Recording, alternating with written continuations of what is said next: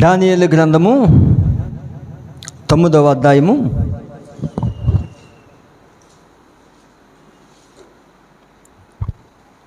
దానియేలు గ్రంథము 9వ అధ్యాయము అందరు తీసినట్లయితే పరిశుద్ధ గ్రంథాన్ని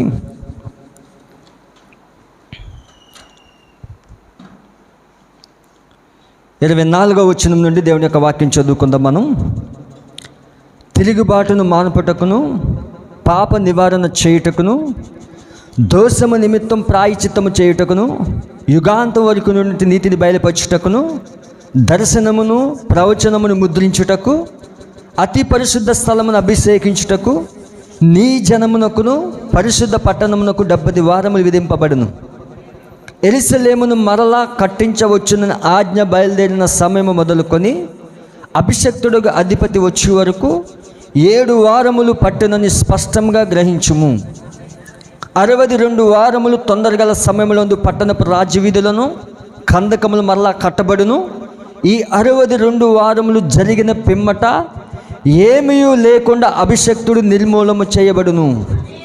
వచ్చినట్టు రాజు యొక్క ప్రజలు పవిత్ర పట్టణమును పరిశుద్ధ ఆలయమును నశింపచేయుదురు. వాని అంతము హఠాత్తుగా వచ్చును. మరియు యుద్ధ కాలాంతం వరకు నాశనము జరిగిన నిర్ణయించబడును. అతడు ఒక వారమునకు అనేకులకు నిబంధన స్థిరపరచును. అర్ధవారమునకు బలి నైవేద్యమును నిలిపివేయును. హేయమైనది నిలిచి వరకు నాశనం చేయబడి వచ్చును. నాశనము చేయవానికి రావాలని నిర్ణయించిన నాశనము ముగించే వరకు ఇలాగున జరుగును. దేవుడి యొక్క వాక్యం దీవించుగాక. అలాగనే దానియేలు గ్రంథం 12వ అధ్యాయము 8వ వచనం. Praise the Lord. 8వ వచనం. నేను వింటిని కానీ గ్రహింపలేకపోతిని, నా ఏలినవాడా వీటికి అంతమేమని అడుగగా అతడు ఈ సంగతులు అంత్యకాలం వరకు మరుగుగా ఉండునట్లు ముద్రించబడినవి గనుక దానియేలు నువ్వు ఊరుకొండమని చెప్పాను. దేవుడి యొక్క వాక్యం దీవించుగాక. ప్రార్థించుకుందాం అందరూ కూడా తల్ల వంచినట్లయితే. పరిశుద్ధుడా, మహోన్నతుడా, సర్వశక్తిమంతుడా, నీకు వందనములు స్తోత్రములు చెల్లిస్తా ఉన్నాను ప్రభువా. మరి ఉదయకాల సమయంలో పాటల ద్వారా నిన్ను స్తుతించాము, నీ నామాన్ని ఘనపరిచాము. అతి ప్రాముఖ్యమైన సమయంలోకి మేము వచ్చాము. అది నీ వాక్యమై ఉన్నది తండ్రి. ప్రభువా, గతించిన ప్రభువా చాలా వారముల నుండి నాయన ఈ దానియేలు 70 వారాలు మేము ధ్యానిస్తున్నాము. మరి ఖచ్చితంగా ప్రభువా నీ యొక్క బయలుపాటు మాకు దయచేయండి. మరి మా ప్రవక్త ఏదైతే బోధించాడో, మరి మా ప్రవక్త 7వ దూత ప్రభువా మరి దానియేలు 70 వారాలు బోధించాడు ప్రభువా, అది స్పష్టంగా గ్రహించినట్లుగా సహాయం చేయమని ప్రార్థిస్తున్నాను. ఇక్కడ పరిశుద్ధాత్మ పనిచేయాలి ప్రభువా. ఇక్కడ ఏ విధమైన మానవ జ్ఞానము మానవ సామర్థ్యం పనిచేయకూడదు ప్రభువా. నువ్వు రంగం పైన నిలబడి ప్రభువా నీవే మాట్లాడమని ప్రార్థిస్తున్నాను. ఎందుకంటే నీ వధువు ప్రత్యక్షతను ప్రేమిస్తుంది ప్రభువా. ఎందుకంటే 7వ దూత పరిచర్యనే మర్మములు పరిచర్య. అది మర్మములు బయలుపరిచే పరిచర్య ఉన్నది. ఈ కాలంలో ప్రతి మర్మము వధువుకి బయలుపరచబడాలి ప్రభువా. నీ వధువు ఖచ్చితంగా మర్మాలు పట్టుకుంటుంది ప్రభువా. ఓ దేవా, మరి అందుకే ప్రభు నీ వాక్యంలో సెలవిస్తూ ఉంది ప్రభువా. జ్ఞానులకి వివేకులకి సంగతులు మరుగు చేసి పసిబాల వంటకు ప్రభు నీ బిడ్డలకు బయలుపరుస్తున్నావు ప్రభువా. అందుని బట్టి నిన్ను స్తుతిస్తున్నాము ప్రభువా. దేవా, ఈ సమయంలో రంగం పైన మీరు నిలబడ్డారని నమ్ముచున్నాను. అల్పున నన్ను ప్రభువా నీ సిలువ జట్టును మరుగు చేసి మాతో మాట్లాడమని మమ్మల్ని మీ హస్తాలుగా అప్పగించుకుంటూ సమస్త మహిమాఘనత ప్రభావాలు పొందమని ప్రభువైన యేసుక్రీస్తు నామములు అడుగుచున్నాను. ఆమేన్, ఆమేన్, ఆమేన్. దయచేసి అందరు కూర్చొనవచ్చు.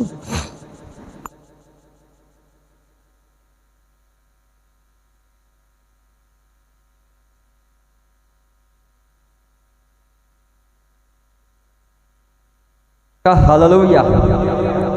మిగతా మైక్స్ అన్ని ఆఫ్ చేసేసి ఒక్క మైక్ పెట్టండి.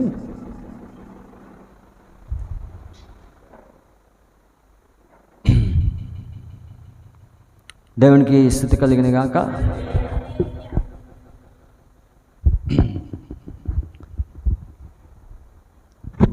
మరి హెడ్ మైక్ అనేది పోయింది. ఇది మరి దీన్ని తీసుకోవడం జరిగింది ఒక పార్టు. అందుని బట్టి దేవుడిని స్తుతిస్తూ ఉన్నాను. మరి ఇది ఉంటే నాకు కొంచెం ఈజీ అవుతుంది. ఎందుకంటే దానియేలు 70 వారాలు అనేది కొంచెం బోర్డు పైన వర్క్ ఎక్కువ ఉంటుంది కాబట్టి ఇది నాకు కొంచెం సహాయపడుతుంది. అందరు సంతోషంగా ఉన్నారా? సంతోషంగా ఉన్న వాళ్ళంతా దేవుడిని స్తుతించండి. మరి నెమ్మదిగా మిమ్మల్ని వాక్యంలోకి తీసుకెళ్ళాలని ఆశపడతా ఉన్నాను. మరి ఈరోజు చాలా ప్రాముఖ్యమైన సబ్జెక్టు మనం ధ్యానిస్తూ ఉన్నాము. మరి అందరూ కూడా దేవుడిని ఆరాధించమని తెలియజేస్తూ ఉన్నాను. మనం చివరి దినాల్లో ఉన్నాము. అయితే దేవుడు స్పష్టంగా తన ప్రణాళికని బయలుపరుస్తూ ఉన్నాడు. మరి మీకు ఇంతవరకు 7 భాగాలు బోధించాను నేను. దానియేలు 70 వారాలు మీకు అందరికీ స్పష్టంగా వినిపిస్తుందని నమ్ముతున్నాను. మరి 7 భాగాలు మీరు మరలా మేము ప్రీమియర్స్ వేస్తూ ఉన్నాము.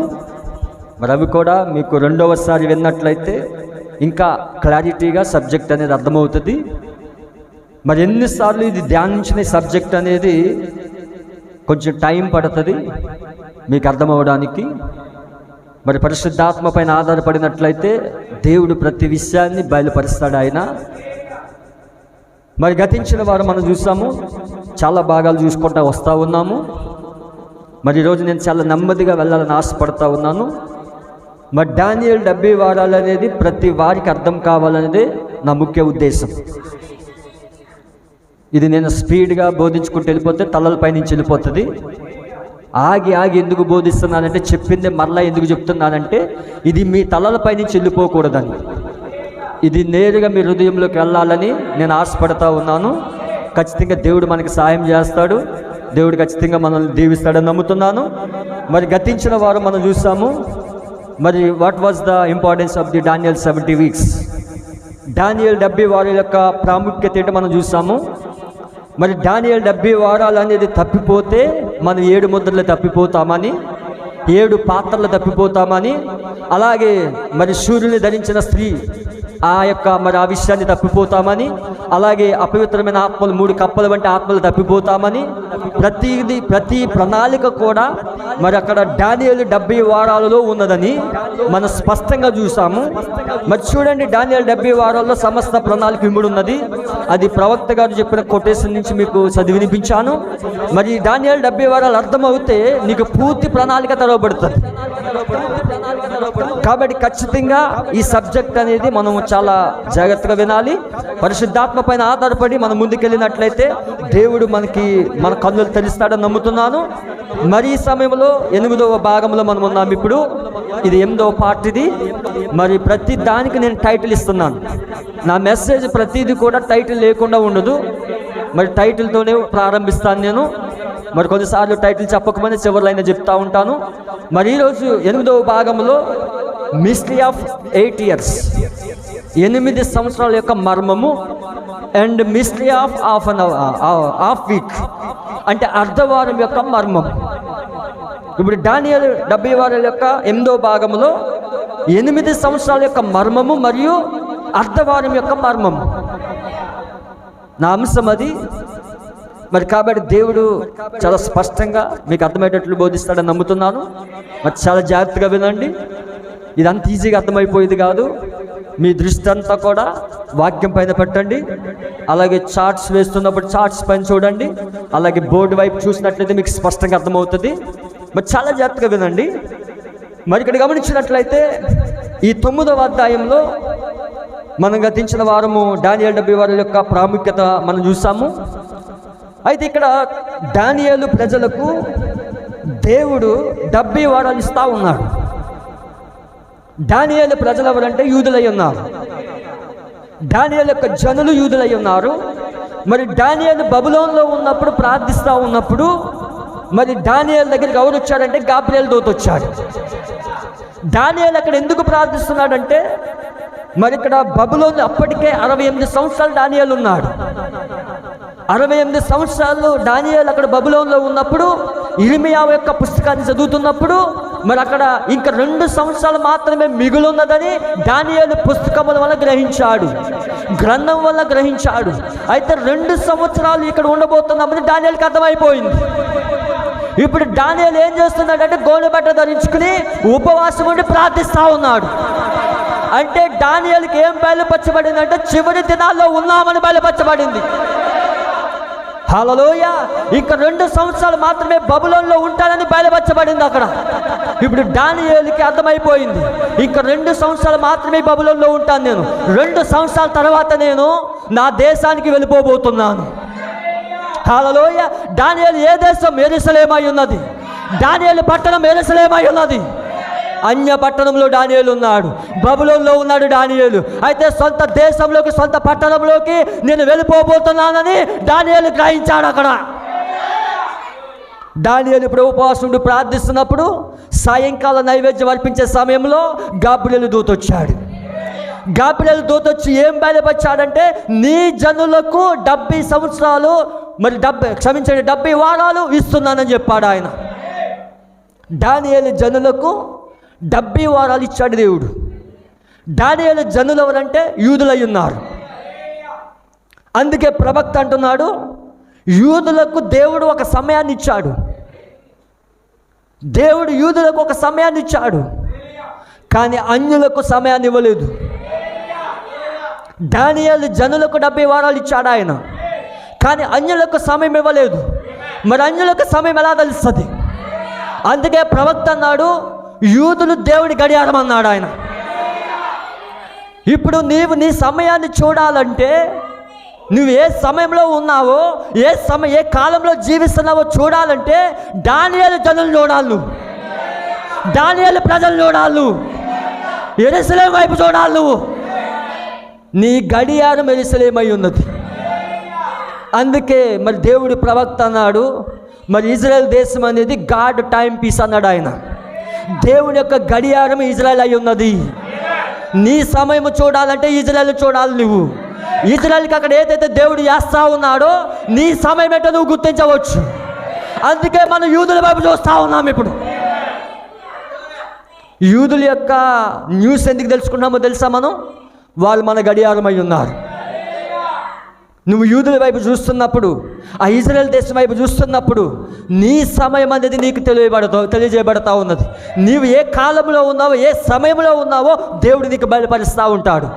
అందుకే దేవుడు దానియేలు 70 వారాలు బయలుపరిచాడు ఆయన. మన కాలానికి ప్రవక్తను పంపించి, 7వ దూతని పంపించి 70 వారాల యొక్క ప్రణాళిక ఎందుకు బయలుపరిచాడంటే, నీ సమయాన్ని బయలుపరచడానికి, నువ్వే కాలంలో ఉన్నావో చెప్పడానికి దేవుడు ఈ ప్రణాళిక అంతా బయలుపరిచాడు. చాలా జాగ్రత్తగా వినండి. ఇప్పుడు దానియేలు జనులకు దేవుడు 70 వారాలు ఇచ్చాడు. 70 వారాలు అనగా మీకు లెక్కలు వేసి చూపించాను. అది 490 సంవత్సరాలు అని చెప్పాను, అవునా? మళ్ళా కొత్త వారు ఉన్నారు కాబట్టి ఇంకొంచెం నెమ్మదిగా వెళ్తాను. దానియేలు ప్రజలకు దేవుడు 70 వారాలు ఇచ్చాడు. 70 వారాలు అనగా వారం వచ్చి 7 సంవత్సరాలు, వారానికి 7 రోజులు, ఒక రోజు వచ్చి 1 సంవత్సరం అయి ఉన్నది. పరిశుద్ధ గ్రంథంలో పాత నిబంధనలో దేవుడు ఒక రోజుని 1 సంవత్సరంగా లెక్కించాడు. కానీ కొత్త నిబంధనలో ఒక రోజు 1000 సంవత్సరాలు. పేతురు రాసిన పత్రిక ప్రకారముగా ఒక రోజు 1000 సంవత్సరాలు, అవునా? పేతురు చెప్పాడా లేదా? దేవుడు నామని మమ్మీ కలిని కాక పేతురు రాసిన పత్రికల మాట ఉంటుంది. నెమ్మదిగా వెళ్దాం, ఓపికగా కూర్చోండి. దేవుడు అనేక విషయాలు బయలుపరుస్తాడని నమ్ముతున్నాను. మరి పేతురు రాసిన పత్రిక 2 పేతురు రాసిన పత్రిక 3వ అధ్యాయము 8వ వచనం. ప్రియులారా, ఒక సంగతిని మర్చిపోకుడి, ఏమనగా ప్రభు దృష్టికి ఒక దినము 1000 సంవత్సరం వలెను, 1000 సంవత్సరంలో ఒక దినం వలె ఉన్నవి. ఒక దినము 1000 సంవత్సరాల వలె ఉన్నది, 1000 సంవత్సరాలు ఒక దినం వలె ఉన్నది. పాత నిబంధనలో ఒక దినము 1 సంవత్సరం వలె ఉన్నది. మరి అక్కడ సంఖ్యా శాస్త్రము, ఇక్కడ సంఖ్యాకాండంలో మనం చదువుకొని ఉన్నాం. దాని రిఫరెన్స్ కూడా చెప్పాను 14వ అధ్యాయంలో. అలాగే హెస్కేలు గ్రంథం 4వ అధ్యాయంలో చూపించాను. ఒక దినము 1 సంవత్సరం. కొత్త నిబంధనలో ఒక దినము 1000 సంవత్సరాలు, 1000 సంవత్సరాలు ఒక దినం వలె ఉన్నది. అందరికి అర్థమవుతుందా? ఇప్పుడు దానియేలు జనులకు దేవుడు 70 వారాలు ఇచ్చాడు. ఈ 70 వారాలు మనం చూసినట్లయితే 70 × 7 490 రోజులు. 490 రోజులు. ఒకరోజు ఒక సంవత్సరంగా తీసుకుంటే పాత నిబంధన ప్రకారముగా 490 సంవత్సరాలు ఇచ్చాడు దేవుడు. యూదులకు దేవుడు ఎంత సమయాన్ని ఇచ్చాడంటే 490 సంవత్సరాలు ఇచ్చాడు. వాళ్ళ యొక్క కాల వ్యవధి ఇది యూదులకు ఇవ్వబడింది, ఇజ్రాయేల్ ప్రజలకు ఇవ్వబడింది. అందరికి అర్థమవుతుందా? అయితే మన కాలపు ప్రవక్త 1961లో దానియేలు 70 వారాలు యొక్క వర్తమానాన్ని బోధించాడు. ఆయన 1961 జూలై నెలలో బోధించాడు. 2 భాగాలు బోధించాడు. ఆయన ఆగస్టు నెలలో 3వ భాగం బోధించాడు. ఇప్పుడు దానియేలు 70 వారాలు 1961లో బోధిస్తున్నప్పుడు మరి మొదటిగా ప్రవక్త 7 సంఘకాలాలు బోధించాడు. 7 సంఘకాలాల తర్వాత దానియేలు 70 వారాలు బోధించాడు. దానియేలు 70 వారాల తర్వాత 7 ముద్రలు బోధించాడు. హల్లెలూయా. ఎందుకు ప్రవక్త అలా బోధించాడంటే ఈ మర్మాలన్నీ కూడా 7 ముద్రల కింద దాగున్నాయి. దానియేలు 70 వారాల యొక్క మర్మం అంతా 7 ముద్రల కింద దాగున్నది. అందుకే ప్రవక్త ముందుగా 7 సంఘకాలాలు బోధించాడు, తర్వాత దానియేలు 70 వారాలు బోధించాడు, తర్వాత 7 ముద్రలు బోధించాడు. హల్లెలూయా. చాలా జాగ్రత్తగా వినండి. ప్రవక్త 1961లో బోధిస్తున్నప్పుడు మరి ఇక్కడ 70 వారాలు ఏ విధంగా తీసుకున్నాడంటే ఇక్కడ మొదటిగా మరి లేఖనం చెప్తున్నట్లుగా దానియేలు గ్రంథం 9వ అధ్యాయం చదువుదాం. మీరు పరిశుద్ధ గ్రంథం చూడండి, దాంతో పాటుగా ఇక్కడ స్లైడ్ చూడండి, దాంతో పాటుగా ఇక్కడ బోర్డు చూడండి. మీ 5 జ్ఞానేంద్రియాలు పనిచేయాలి. అంత మాత్రమే కాదు, విశ్వాస జ్ఞానేంద్రియం కూడా పనిచేయాలి. మీరు తలంపు అటు తిప్పినా ఇటు తిప్పినా మొత్తం లైన్ తప్పిపోతుంది. అందుకే నేను మొదట్లోనే చెప్పాను, ఒక్క ప్రసంగం మిస్ అవునా మీకు లింక్ తప్పిపోతుంది. కాబట్టి చాలా అమూల్యమైన వాక్యం ఇది. దేవుడు నిన్ను నన్ను ప్రేమించి నీతో నాతో మాట్లాడుతూ ఉన్నాడు. ఆయన దేవుడు ప్రేమించాడు కాబట్టి ఆయన ప్రణాళికను బయలుపరుస్తూ ఉన్నాడు. కాబట్టి చాలా జాగ్రత్తగా వినండి. చూడండి, ఇక్కడ దేవుని యొక్క వాక్యంలో 9వ అధ్యాయంలో 24వ వచనంలో కింద ఇలా ఉన్నది, నీ జనమునకును, చివరి పాటు, నీ జనమునకును పరిశుద్ధ పట్టణమునకు 70 వారములు విధింపబడెను. నీ జనులంటే ఇజ్రాయేల్ ప్రజలు, యూదులై ఉన్నారు. నీ పట్టణం, పరిశుద్ధ పట్టణం అంటే యెరూషలేము, యెరూషలేమునకు 70 వారములు విధింపబడును. చాలా జాగ్రత్తగా, యెరూషలేమును మరలా కట్టించవచ్చునని ఆజ్ఞ బయలుదేరిన సమయం మొదలుకొని అభిషక్తుడు అధిపతి వచ్చే వరకు 7 వారములు పట్టునని స్పష్టంగా గ్రహించుము. ఇప్పుడు మందిరము కట్టడానికి 7 వారాలు పడుతుందని స్పష్టంగా గ్రహించుము. మొదటి భాగము మందిరము కట్టడానికి 7 వారాలు పడుతుంది. చూస్తున్నారు ఇక్కడ మొదటి బాట్. ఇది మందిరము కట్టడానికి 49 సంవత్సరాలు. 7 వారాలంటే వారానికి 7 రోజులు. 7 × 7 49 రోజులు వస్తుంది. రోజు వచ్చి సంవత్సరంగా తీసుకుంటున్నాం కాబట్టి పరిశుద్ధ గ్రంథం ప్రకారంగా 49 సంవత్సరాలుగా తీసుకున్నాం. అర్థమైందా? అంటే ఇది మందిరము కట్టడానికి ఎన్ని వారాలు పడుతుందంటే 7 వారాలు పడుతుంది. 7 వారాలంటే 49 సంవత్సరాలు పడుతుంది. రెండవది చూడండి, ఇక్కడ దేవుని యొక్క వాక్యం ఇలా సెలవిస్తూ ఉన్నది, 62 వారములు తొందరగల సమయములందు పట్టణపు రాచి వీధులు కందకములు మరలా కట్టబడును. చూడండి, ఇక్కడ 62 వారములు అంటే ఇక్కడ 7 వారాలు ప్లస్ 62 వారాలు. 62 × 7 వారానికి 7 రోజులు కాబట్టి 62 వారాలంటే వారానికి 7 రోజులు చొప్పున 62 × 7 అంటే 434 సంవత్సరాలు. అంటే 7 వారాలు ప్లస్ 62 వారాలు కలిపితే 69 వారాలు పడుతుంది. మెస్సయ్య వచ్చే వరకు 69 వారాలు పడుతున్నది. మెస్సయ్య ఎప్పుడు వచ్చాడంటే క్రీస్తు శకం 30వ సంవత్సరంలో వచ్చాడు. ఆయన యెరూషలేము పట్టణంలోకి వచ్చాడు. ఆయన గాడిద పైన వచ్చాడు. ఆయన హోసన్నా హోసన్నా అని దేవుడిని స్తుతించారు అక్కడ. అంటే మెస్సయ్య అభిషక్తుడు అంటే మెస్సయ్య, కింద మెస్సయ్య అని రాయబడింది. అంటే మెస్సయ్య రావడానికి ఎన్ని వారాలు పడుతుందంటే 7 వారాలు 62 వారాలు పడుతున్నది. అంటే 2 కలిపితే 69 వారాలు వస్తున్నది. అర్థమైంది అందరికీ? అంటే 69 వారాలకు మెస్సయ్య వస్తున్నాడు. దేవుడు నామమున మహిమ కలుగును గాక. చాలా జాగ్రత్తగా వినండి. మరి ఇక్కడ దేవుని యొక్క వాక్యం ఏం సెలవిస్తుందంటే ప్రవక్త గారు ఏ విధంగా తీసుకున్నారంటే మెస్సియా రావడానికి 69 వారాలు పట్టింది. ఇంకా యూదులకు మిగిలింది 1 వారం మిగిలింది. అవునా? 70 వారాల్లో 69 వారాలు తీసేయండి. 70 వారాల్లో 69 వారాలు తీసేస్తే ఇంకెంత మిగిలింది? 1 వారం మిగిలింది. అవునా? యూదులకు 1 వారం మిగిలింది. మందిరం కట్టడానికి, మెస్సియా రావడానికి 69 వారాలు పట్టింది. 69 వారాలు తీసివేస్తే 70 వారాల నుంచి 1 వారం మిగిలింది. హల్లెలూయా. ప్రవక్త ఈ విధంగా దాన్ని చెప్పాడు. ఇప్పుడు చాలా జాగ్రత్తగా వినండి. ఇదంతా చెప్పేసిందే, మళ్ళీ కొత్త వాళ్ళు వచ్చారు కాబట్టి వాళ్ళకి అర్థం కావడానికి నేను వెనక్కి వెళ్ళాను. ఇప్పుడు చాలా జాగ్రత్తగా వినండి.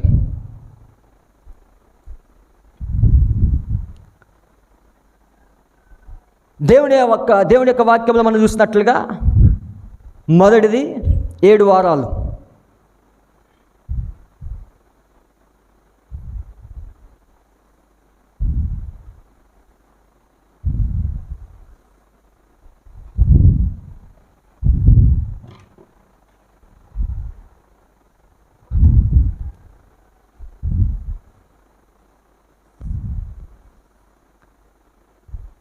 ఏడు ఇంటూ 7 49 సంవత్సరాలు.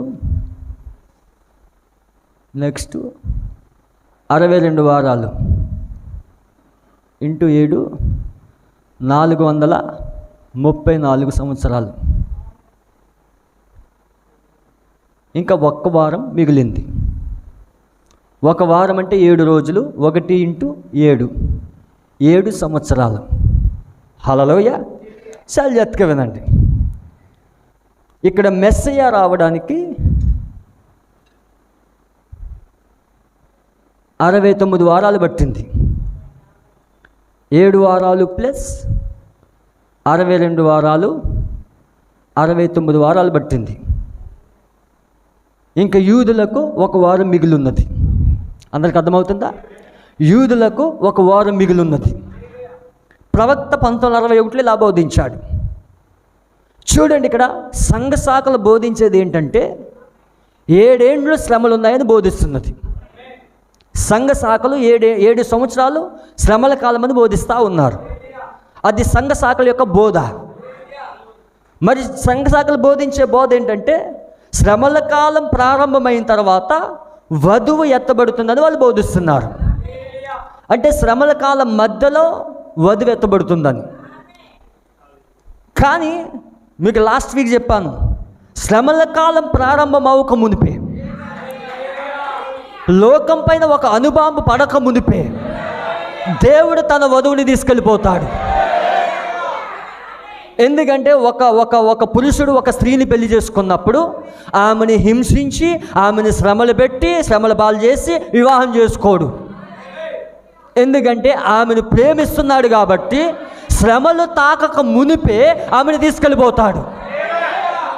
హల్లెలూయా. దేవుడు ఆమెను మహిమకలిగిన గాక. అంటే భూమిపైన శ్రమలు స్టార్ట్ అవ్వక మునిపే దేవుడు తన వధువుని తీసుకెళ్ళిపోతాడు. అందరికి అర్థమవుతుందా? సంఘ శాఖలు నమ్మే బోధిది. ప్రవక్త కూడా దీన్ని మొదట 61లో బోధిస్తున్నప్పుడు ఈ విధంగానే బోధించాడు. ఆయన ఏ విధంగా బోధించాడంటే ఆయన చార్ట్లో ఇలా తీసుకున్నాడు. ఆయన ఏ విధంగా తీసుకున్నాడంటే చాలా జాగ్రత్తగా వినండి.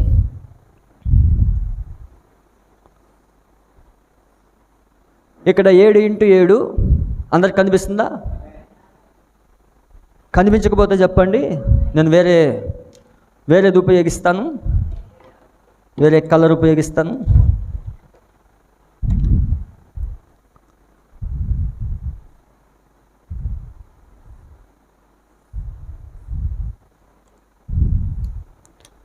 దేవుని నామానికి మహిమ కలిగిన గాక. 62 ఇంటూ 7 434. ఇక్కడ మెస్సయ్య వచ్చాడని చెప్పాడు ఆయన. అర్థమవుతుందా? ఇక్కడ 7 సంఘకాలాలు ఉన్నాయని చెప్పాడు.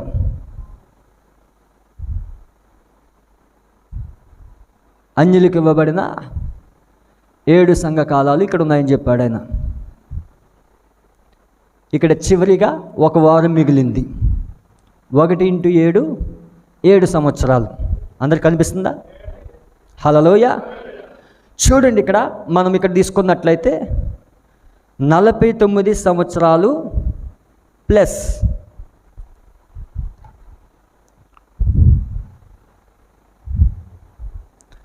49 సంవత్సరాలు ప్లస్ 434 సంవత్సరాలు కలిపితే 484 సంవత్సరాలు వచ్చింది. ఇది according to the Bible prophecy 483 సంవత్సరాలు వచ్చింది.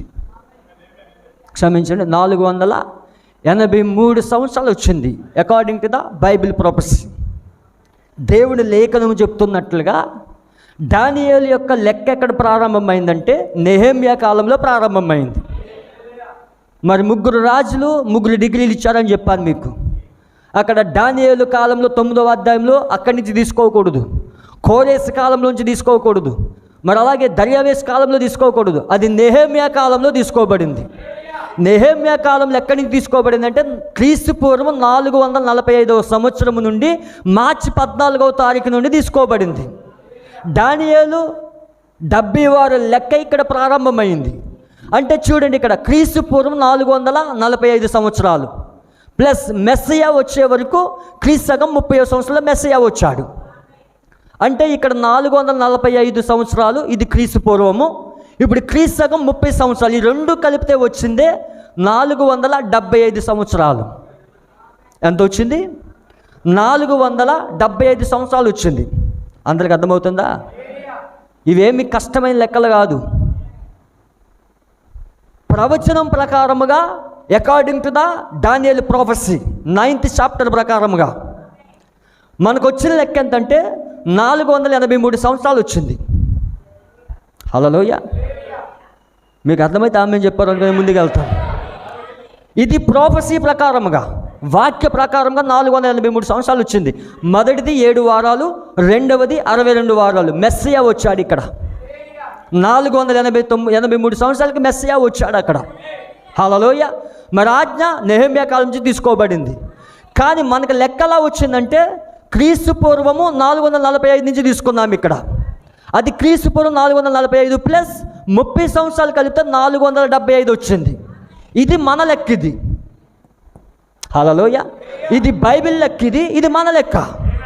ఇందులోంచి ఇది తీసివేస్తే 8 సంవత్సరాలు తక్కువ వచ్చింది. దేవుడు నామమున మహిమ కలుగాక. 8 సంవత్సరాలు ఎందుకు తేడా వచ్చింది? ఈ మర్మాన్ని మన దానియేలు వచ్చి చెప్పే వరకు ఎవరు చెప్పలేదు. ఈ మర్మాన్ని మన దానియేలు వచ్చి బోధించే వరకు ఎవరు చెప్పలేదు. అందరు ఇక్కడే ఉన్నారా? రెడీగా ఉన్నారా 8 సంవత్సరాల యొక్క మర్మము వినడానికి? హల్లెలూయా. లెక్కలు ఎక్కడ తప్పిపోయాయో చూపిస్తాను ఇప్పుడు మీకు. దేవుడు నామమున మహిమ కలుగుగాక. ఎందుకు 8 సంవత్సరాల డిఫరెన్స్ వచ్చింది? ఇది బైబిల్ లెక్క ప్రకారం 483 సంవత్సరాలు వచ్చింది. మరి మన లెక్క ప్రకారం 475 సంవత్సరాలు వచ్చింది. 8 సంవత్సరాలు ఎందుకు తేడా వచ్చిందంటే, హల్లెలూయా, ఇది నోవాహు కాలంలో దేవుడు జలప్రలయము తీసుకొచ్చినప్పుడు, చాలా జాగ్రత్తగా ఉంది. నోవాహు కాలంలో దేవుడు జలప్రలయం తీసుకొచ్చినప్పుడు భూమి యొక్క అక్షము ఇటువైపు తిరిగింది. చాలా జాగ్రత్తగా వినండి. నోవాహు కాలంలో ఇప్పుడు భూమి ఇలా ఉన్నది. చాలా జాగ్రత్తగా వినండి. భూమి ఇలా ఉన్నది. నోవాహు కాలంలో అక్షము నిటారుగా ఉన్నది. ఈ అక్షము నిటారుగా ఉన్నది. ఇది కేంద్ర బిందువు. అందరికి అర్థమవుతుందా?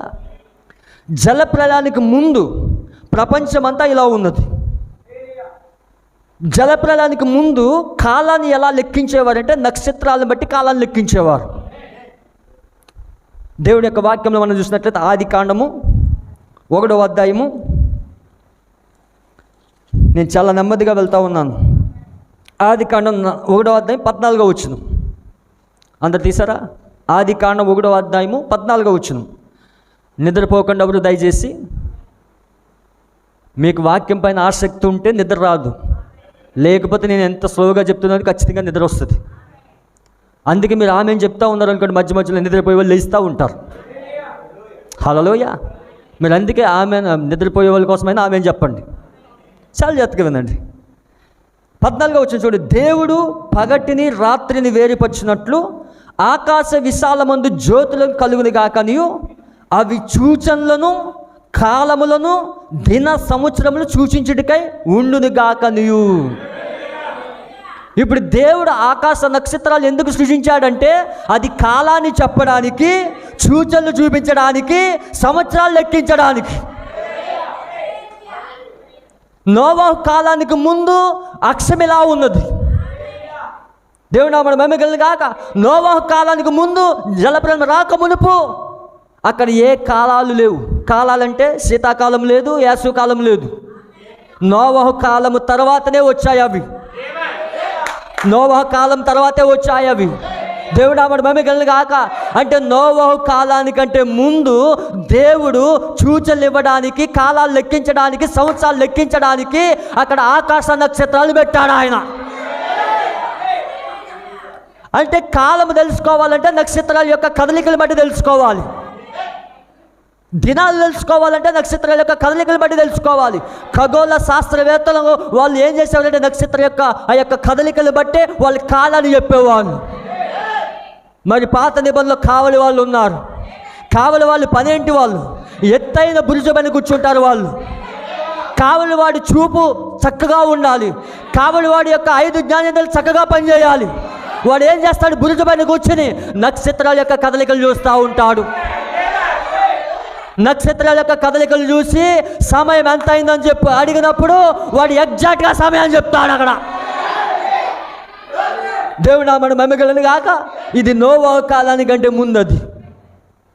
నోవహు కాలం జలప్రలయం తర్వాత భూమి అక్షము కొంచెం వైపు తిరిగింది. ఇది అక్షము కొంచెం వైపు వంగింది. అది ఈ అక్షం ఎంత వంగింది. దేవుడు నామమున మహిమ కలుగును గాక. ఎప్పుడైతే అక్షం వంగిందో నక్షత్రాల యొక్క స్థానాలు తప్పిపోని, నక్షత్రాల యొక్క స్థానాలు తప్పిపోని, వాటి కదలికలు తప్పిపోని. ఇప్పుడు నోవహు కాలము తర్వాత మరి అక్కడ నక్షత్రాల యొక్క స్థానము తప్పిపోయినప్పుడు ఇక కాలాన్ని లెక్కించడము అసాధ్యమైపోయింది అక్కడ. అప్పుడు రోమన్ క్యాలెండర్ వచ్చింది. దీన్నే ప్రవక్త తన వర్తమానంలో బోధిస్తూ ఉన్నాడు. మరి దానియేలు 70 వారాల్లో బోధిస్తూ ఉన్నాడు ఆయన. నేను ప్రవక్త యొక్క వ్యాఖ్యానం చదివి వినిపిస్తాను. చాలా జాగ్రత్తగా ఉందండి. 86వ పారాగ్రాఫ్లో దేవుడు ప్రవక్తలా అంటూ ఉన్నాడు.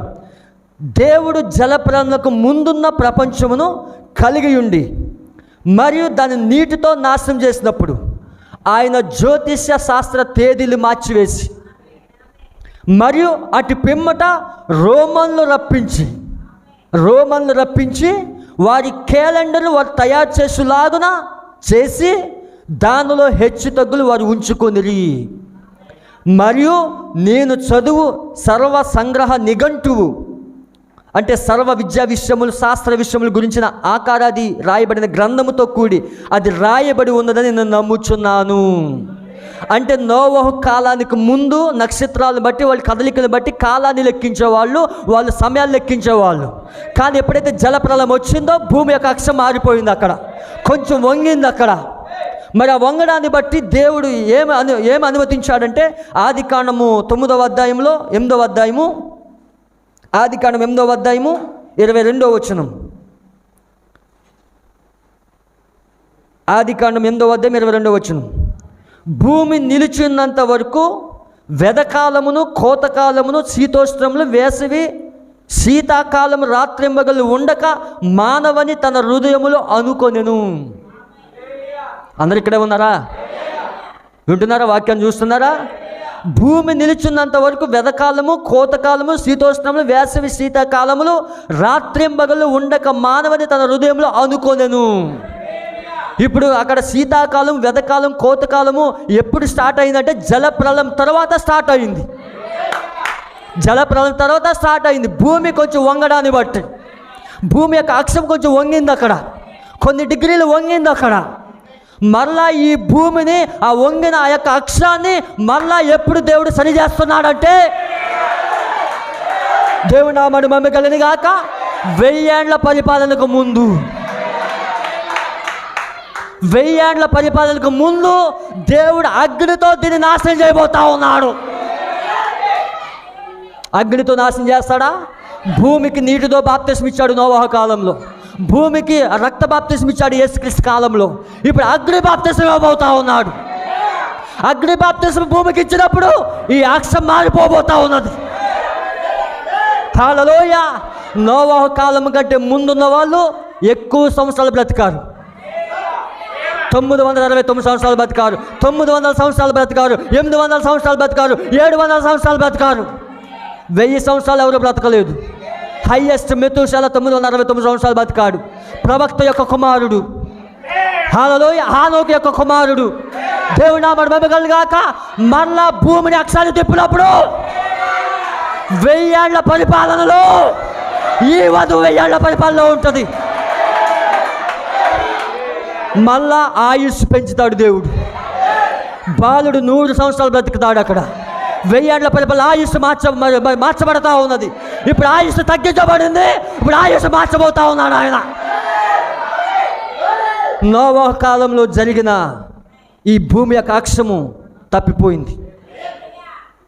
ఆ కారణాన్ని బట్టి దానియేలు 70 వారాల లెక్క తప్పిపోయింది. దానియేలు 70 వారాల యొక్క లెక్క ఎందుకు తప్పిపోయిందంటే నోవహు దినాల్లో జలప్రలయం. దేవుని నామమున మహిమ కలుగాక. మీ చాలా నెమ్మదిగా తీసుకెళ్తాను. అందరు ఇక్కడ ఉన్నారా? చాలా జాగ్రత్తగా వినండి. ఇక్కడ చూడండి, ఇది బైబిల్ ప్రాపర్సీ ప్రకారంగా ఈ లెక్క వచ్చింది 483 సంవత్సరాలు. కానీ మన లెక్క 475 సంవత్సరాలు. ఇప్పుడు మనకి 3 క్యాలెండర్స్ ఉన్నాయి. ప్రవక్త చెప్పినట్లుగా 3 క్యాలెండర్స్ ఉన్నాయి. ఒకటి జూలియన్ క్యాలెండర్, రెండవది రోమన్ క్యాలెండర్, మూడవది ప్రవచన క్యాలెండర్. మొత్తం 3 క్యాలెండర్స్ ఉన్నాయి. ఇప్పుడు చూడండి, జూలియన్ క్యాలెండర్ ప్రకారముగా సంవత్సరానికి 365 పావు సంవత్సరానికి. రోమన్ క్యాలెండర్ ప్రకారముగా సంవత్సరానికి 365 రోజులు. లీప్ సంవత్సరం వస్తే ఒక రోజు పెరగవచ్చు, అవునా? 4 సంవత్సరాలకు ఒకసారి లీప్ సంవత్సరం వస్తుంది. ఫిబ్రవరి 29 వస్తుంది. అందరికి అర్థమవుతుందా? మొత్తం 3 క్యాలెండర్స్ ఉన్నాయి. జూలియన్ క్యాలెండర్ ప్రకారముగా 365 పావు రోజులు సంవత్సరానికి. రోమన్ క్యాలెండర్ ప్రకారంగా 365 రోజులు. కానీ ప్రవచన క్యాలెండర్ ప్రకారముగా, బైబిల్ క్యాలెండర్ ప్రకారంగా సంవత్సరానికి 360 రోజులే. దేవుని నామమున మహిమ కలుగును గాక. ఇప్పుడు చూడండి, మనం ఫాలో అవుతుంది రోమన్ క్యాలెండర్. ప్రవక్త చెప్పాడా లేదా? నోవహు జలప్రలయము తర్వాత దేవుడు రోమన్లు అనుమతించి రోమన్ క్యాలెండర్ ప్రవేశపెట్టాడు. అర్థమవుందా? సంవత్సరాలు ప్రవేశపెట్టాడు. అక్కడ రోమన్ క్యాలెండర్ ఫాలో ఉన్నట్లుగా చేశాడు ఆయన. అంతకుముందు నక్షత్రాలను బట్టి కాలాన్ని లెక్కించేవారు, సంవత్సరాలు లెక్కించేవారు, వాటి స్థానాలను బట్టి. ఎప్పుడైతే జలప్రలయం వచ్చిందో వాటి స్థానాలు తప్పిపోయి ఇప్పుడు లెక్క తప్పిపోతూ ఉన్నది. అందుకే రోమన్ క్యాలెండర్ నెలకి 30 రోజులు ఉంటుంది, 31 రోజు ఉంటుంది, 28 రోజులు ఉంటుంది, అవునా? అందుకే సంవత్సరానికి 365 రోజులు వస్తుంది. మరి జూలియన్ క్యాలెండర్ ప్రకారంగా 365 పావు వస్తుంది. అది కూడా నెలకి ఎగ్జాక్ట్గా ఇన్ని రోజులని ఉండదు. కానీ బైబిల్ ప్రకారముగా, దేవుని యొక్క క్యాలెండర్ ప్రకారముగా నెలకి 30 రోజులు మాత్రమే, సంవత్సరానికి 360 రోజులు మాత్రమే. ఎలా చెప్పగలం మరి నెలకి 30 రోజులని? హల్లెలూయా. వినడానికి సిద్ధంగా ఉన్నారా? నెలకి 30 రోజులని ఎలా చెప్పగలం? దేవుడు ఒక ఆధారం ఇచ్చాడు. నేను ఏది చెప్పినా ప్రవక్త వర్తమానం నుంచి దేవుని లేఖనం నుంచి చెప్తాను. ప్రవక్త చెప్పిన ప్రతి స్టేట్మెంట్ లేఖనానికి సరిపోవాలి. ప్రవక్త ఏదైతే పలికాడో అది లేఖనంలో ఉంటుంది. ఉదాహరణకి నోవహు కాలంలో కొన్ని తేదీలు ఇచ్చాడు దేవుడు. ఇచ్చాడా? దేవుడు నామమున మహిమ కలుగును గాక. ఆది కాండానికి వెళ్దాం. ఆది కాండం 7వ అధ్యాయంలో, 7వ అధ్యాయము, ఆది కాండం 7వ అధ్యాయము 10వ వచనం. నోవహు ఇక్కడ జలప్రలయానికి ముందు ఓడలోకి వెళ్ళాడా? దేవుడు జలప్రలయం రప్పించక మునుపు ఓడలోకి వెళ్ళి దేవుడు ఓడలోకి పిలిచాడు. ఓడలోకి వెళ్ళినప్పుడు 7 దినములైన తర్వాత ఆ ప్రవాహ జలములు భూమి మీదకి వచ్చెను. నోవహు వయసు యొక్క 600 సంవత్సరం 2వ నెల 17వ దినమున మహాగాధ జలములు ఊటలన్నీ ఆ దినమందే విడవబడెను. ఇప్పుడు చూడండి, నోవహు యొక్క 600 సంవత్సరం 2వ నెల 17వ దినమున, ఎన్నో నెల? 2వ నెల 17వ దినమున. నోవహు వయసు అంటే ఇక్కడ 600 సంవత్సరం 2వ నెల 17వ రోజున నోవహు ఓడలోకి వెళ్ళాడు. అందరికి అర్థమవుతుందా? According to the scripture. ఇప్పుడు 8వ అధ్యాయంకి వచ్చినట్లయితే 8వ అధ్యాయము 4వ వచనం. 7వ నెల 17వ దినమున వాడ అరారాతు కొండ మీద నిలిచెను. ఎన్నో నెల ఇది? 7వ నెల. ఎన్నో నెల? 7వ నెల 17వ దినమున వాడ అరారాతు కొండ పైన నిలిచెను. అసలు వర్షం ఎన్ని రోజులు పడింది? 7వ అధ్యాయం 24వ వచనం.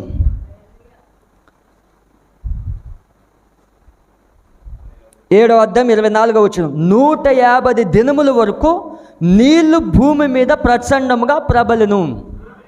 ఎన్ని దినాలు? 150 దినాలు భూమి పైన వర్షం పడింది, నీళ్లు కుమ్మరించబడ్డాయి. ఎన్ని దినాలు? 150 దినాలు వర్షం కురిపించబడింది. కానీ ఇక్కడ గమనించినట్లయితే మనకి ఇవ్వబడిన డేట్స్ చూసినట్లయితే 2వ నెల 17వ దినమున, 7వ నెల 17వ దినమున. దీనిలోంచి దీన్ని తీసేస్తే 5 నెలలు. అవునా? 5 నెలలు వచ్చింది. 5 ఇంటూ నెలకి 30 రోజుల చొప్పున, ఒక నెలకి 30 రోజుల చొప్పున 150 దినాలు వస్తున్నది. దేవుని నామమున మహిమ కలుగును గాక. 150 దినాలు వస్తూ ఉన్నది. అంటే బైబిల్లో మనకి దేవుడు నోవహు కాలం ఇచ్చిన లెక్కల ప్రకారము నెలకి 30 రోజులు అక్కడ. దేవుని నామమున మహిమ కలుగును గాక. నెలకి 30 రోజులు ఇవ్వబడ్డాయి. అలా నెలకి 30 రోజులు ఇస్తే మనకి 12 నెలలు ఉన్నాయి. 12 ఇంటూ 30, హల్లెలూయా, ఎంత వస్తుంది? 360 రోజులు వస్తుంది. అంటే సంవత్సరానికి బైబిల్ క్యాలెండర్ ప్రకారంగా 360 రోజులు వస్తుంది. సరిపోయిందా వాక్యానికి? ప్రవక్త చెప్పిన దానికి సరిపోయిందా? దేవుని నామమున మహిమ కలుగును గాక. ప్రవచనం క్యాలెండర్లో దేవుడు సంవత్సరానికి 360 రోజులు నియమించాడు. ఈ ఒక్క ఆధారమే కాదు, ఇంకా ఆధారాలు ఉన్నాయి. దేవుని నామమున మహిమ కలుగును గాక. అందరు ఇక్కడే ఉన్నారా? దేవునికి స్తుతి కలుగును గాక. చూడండి, ఇక్కడ 483 సంవత్సరాలు వచ్చింది ప్రవచనం ప్రకారంగా. మనకి లెక్క ప్రకారంగా 475 సంవత్సరాలు వచ్చింది. దీని తేడా ఎందుకు వచ్చిందంటే, వింటున్నారా? దీని తేడా ఎందుకు వచ్చిందంటే లెక్కలు తప్పిపోయాయి. లెక్కలు తప్పిపోయాయి, వేరే క్యాలెండర్స్ వచ్చాయి. ఆ క్యాలెండర్ ప్రకారంగా లెక్కిస్తే 475 సంవత్సరాలు వచ్చింది. అది మన లెక్క. అది రోమన్ క్యాలెండర్ ప్రకారంగా లెక్కిస్తే. హల్లెలూయా. కానీ ఇక్కడ ప్రవచన క్యాలెండర్ ప్రకారంగా లెక్కిస్తే 483 సంవత్సరాలు వచ్చింది. 483 సంవత్సరాలు వచ్చింది ప్రవచనం క్యాలెండర్ ప్రకారముగా. దేవుని నామమున మహిమ కలుగును గాక. అందరికి అర్థమైందా స్పష్టంగా? హల్లెలూయా. చూడండి, ఈ లెక్క ఇక్కడ తప్పిపోయింది కాబట్టి 8 సంవత్సరాల డిఫరెన్స్ అనేది ఇక్కడ వచ్చింది. ప్రవచనం క్యాలెండర్ ప్రకారంగా ఇది సరైన లెక్క. మనకి 8 సంవత్సరాలు ఎందుకు డిఫరెన్స్ వచ్చిందంటే నోవహు జలప్రలయంలో నుంచి, జలప్రలయం దగ్గర నుంచి అక్కడ లెక్కలు తప్పిపోయాయి. దేవుడు క్యాలెండర్స్ అనుమతించాడు అక్కడ. ఆ క్యాలెండర్స్ అనుమతించడాన్ని బట్టి అక్కడ లెక్కలన్నీ తప్పిపోయాయి అక్కడ. ఇప్పుడు ప్రవచనం క్యాలెండర్ ప్రకారంగా మనకున్న లెక్క ఏంటంటే 483 సంవత్సరాలు. అందరికి అర్థమైందా? దేవుని నామమున మహిమ కలుగును గాక. ప్రవక్త దాన్నే బోధించాడు. ఇంటికి వెళ్ళిన తర్వాత 70వ వారం చదవండి, ప్రవక్త స్పష్టంగా దాన్ని బోధించాడు. అక్కడ లెక్కలు తప్పిపోయాయని. మరి ప్రవక్త యొక్క వ్యాఖ్యానాన్ని వినిపించి నేను ముందుకెళ్ళాలని ఆశపడతా ఉన్నాను. దేవుని నామమున మహిమ కలుగును గాక. వింటున్నారా? హల్లెలూయా. చూడండి, ఇక్కడ ప్రవక్త దీన్ని చక్కగా వివరించాడు. ఇంటికి వెళ్ళిన తర్వాత ఈ వర్తమానం చదవండి, మీకు స్పష్టంగా అర్థమవుతుంది.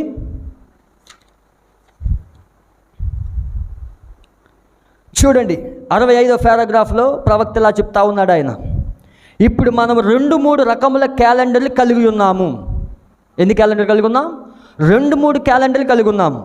మనము పాత జ్యోతిష శాస్త్ర పంచాంగమున క్యాలెండర్ చూచిన ఎడల మరి మన జూలియన్ క్యాలెండర్లో దానిలో 1 సంవత్సరములకు 365 పావు దినములు. వారు సార్దిస్ మరియు ఇతర నక్షత్రాలు వాటి కదలికలను ఆ వేళలను గుర్తించి దాని సమయం ఏర్పరచరి.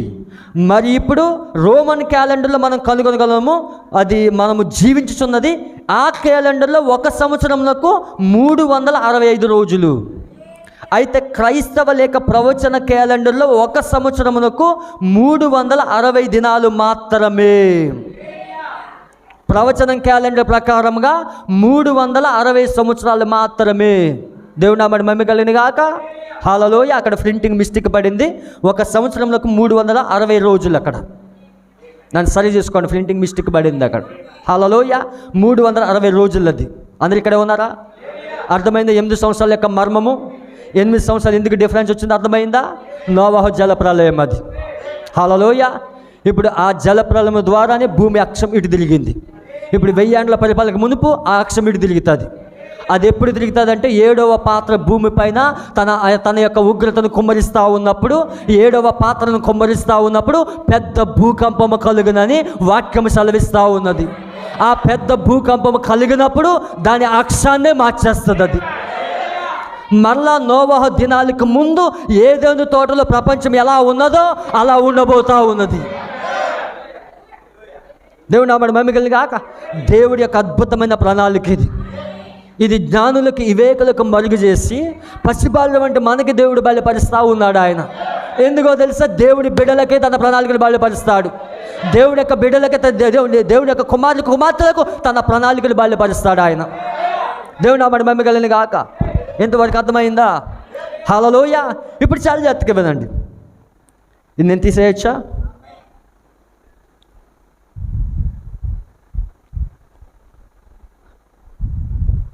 ద మిస్టరీ ఆఫ్ 8 years, 8 సంవత్సరాల యొక్క మర్మము. క్యాలెండర్స్ మారిపోవడం వలన 8 సంవత్సరాల డిఫరెన్స్ వచ్చింది.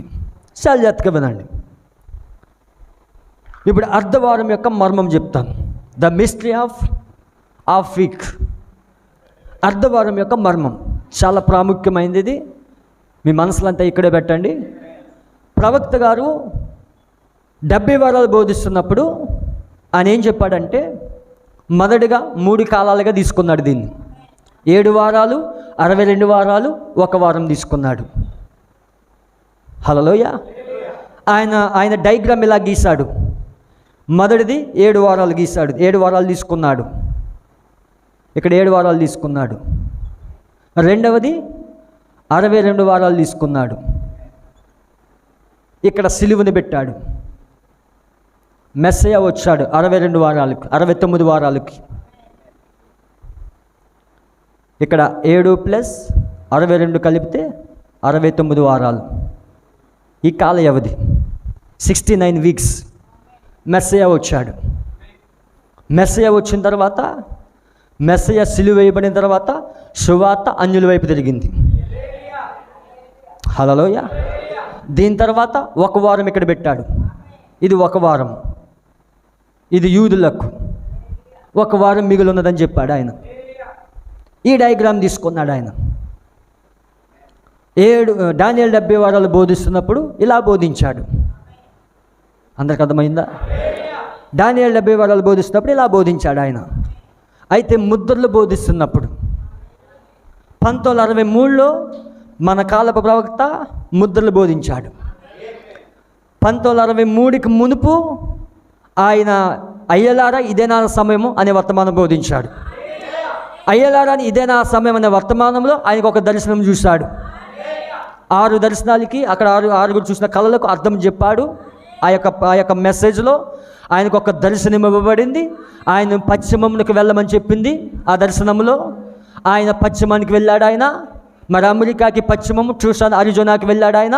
అరిజోనాకి వెళ్ళినప్పుడు అక్కడ సన్సెట్ పర్వతం పైకి వెళ్ళినప్పుడు 7 దూతలు ఆయన కలుసుకున్నాయి. 7 దూతలు ఎక్కడి నుంచి వచ్చాయంటే నిత్యత్వంలోంచి వచ్చాయి. నిత్యత్వంలోంచి 7 దూతలు ఆయన కలుసుకున్నప్పుడు, ఆ సన్సెట్ పర్వతం పైన 7 దూతలు కలుసుకున్నప్పుడు ప్రవక్త కూడా ఆ దూతల్లోకి కొనిపోబడ్డాడు. ఆ దూతలు ఏం చెప్పాయంటే 7 ముద్రలు విప్పే గడి ఆసన్నమైంది. నీవు జెఫర్సన్కి వీళ్ళకి వెళ్ళు, నీ సంఘంలో 7 ముద్రలు బోధించాలి నువ్వు అని ఆ దూతలు చెప్పినప్పుడు ప్రవక్త ఇప్పుడు పశ్చిమం నుంచి సొంత సంఘానికి వచ్చాడు. జెఫర్సన్ వీళ్ళకి వచ్చేసాడు ఆయన. మార్చి 17 నుంచి మార్చి 24 వరకు 7 ముద్రలు ప్రసంగం చేయడం మొదలుపెట్టాడు. తన సొంత సంఘంలో 7 ముద్రలు చెప్పడం మొదలుపెట్టాడు. హల్లెలూయా. 1963 ఫిబ్రవరి 28వ తారీఖున బలిష్ఠుడైన దూత దిగొచ్చాడు. విప్పబడిన పుస్తకంతో దిగొచ్చాడు ఆయన. ముద్రల గ్రంథాన్ని ఆయనకి ఇచ్చాడు ఆయన. విమోచన గ్రంథాన్ని ఆయనకి ఇచ్చాడు ఆయన. హల్లెలూయా. మరి ముద్రల పుస్తకం విప్పబడుతున్నప్పుడు 7వ దూత భూమి పైన ఉంటుందని, హల్లెలూయా, 7వ దూత పలుకుతున్న దినాలలోనే సమస్త మర్మములు సమాప్తమవుతాయని దేవుని యొక్క వాక్యం చదివిస్తున్నట్లుగా ప్రకటన 10 మన కాలంలో నెరవేర్పు జరిగింది. దేవుడు నామమున మహిమ కలుగాక. ఇప్పుడు ప్రవక్త గారు జెఫర్సన్ విల్కి వచ్చేసారు ఆయన. ముద్రలు బోధించే సమయం ఆసన్నమైంది.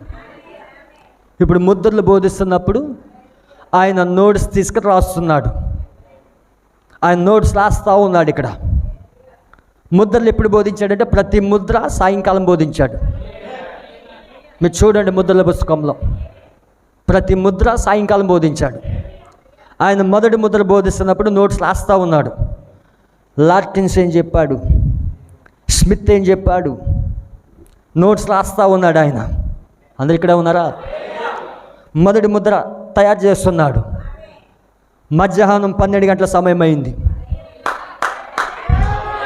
మధ్యాహ్నం 12 గంటల సమయంలో ఆయన రూమ్లోకి దూతొచ్చాడు. దేవుడు నామమున మహిమ కలుగాక. ఈ మాట ఎక్కడ చెప్పినాడంటే ఖాళీలో నిలిచిన వర్తమానంలో ప్రవక్త దాన్ని చెప్తా ఉన్నాడు. ప్రవక్త దాన్ని చదివి వినిపిస్తాను చూడండి. ఖాళీలో నిలుచుట అనే వర్తమానంలో ప్రవక్త చెప్తా ఉన్నాడు. మంచిది. అది జరిగినప్పుడు అక్కడ నిలిచి చూసిన వారిలో ఒకరు ఈ ఉదయమని ఇచ్చట ఉన్నారు. ఆ పర్వతముల మీద రాళ్ళు నిజంగా దొర్లిపోయినవి. ఆ సమయంలో నేను 7 దూతలు చూశాను.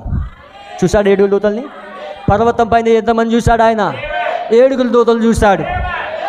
వాక్యం పైన పెట్టండి కాన్సన్ట్రేషన్. 7 దూతలు చూశాను. పిరమిడ్ ఆకారంలో ఉన్నవి. అవి దిగివచ్చి నన్ను పట్టుకొనినవి. దేవుని కొరకు 7 ముద్రలు విప్పుటకై నేను తూర్పునకు తీసుకుని రాబడుతుంది. తూర్పు అంటే జెఫర్సన్ విల్ ఆయన యొక్క సంఘం ఉన్నది. తూర్పుకు వచ్చాడు ఆయన. యేసు రాకడ ఆలస్యమైనచో నా ముని మనవుడు చిన్న బిల్లిపాలు యొక్క కుమారుడు, పౌలు యొక్క కుమారులు దాన్ని వినగలరు. ఈ వర్తమానం వినగలరు. ప్రవక్త యొక్క ముని మనవుడు ఈ వర్తమానం వినగలరు. చిన్న పౌలు యొక్క కుమారుడు దాన్ని వినగలరు. ఎప్పటికైనా కానీ అది నిత్య సత్యముగానే నిలిచి ఉండును. సజీవ దేవుని శాశ్వత సత్యం అది. అది ఆ పర్వతము లోపల ముద్రించబడి ఉన్నది. అది రాయబడి లేదు. దానికి అనువాదం చెప్పబడవలను. నేను తిరిగి వచ్చినప్పుడు, ఆయన తిరిగి వచ్చినప్పుడు మొదటి దేవదూత, మొదటి దూత ఆ మొదటి రాత్రి ముద్రని విప్పింది. నా జీవితంలో వినని దానికి అది భిన్నంగా ఉన్నది. మీకు అది తెలియదు.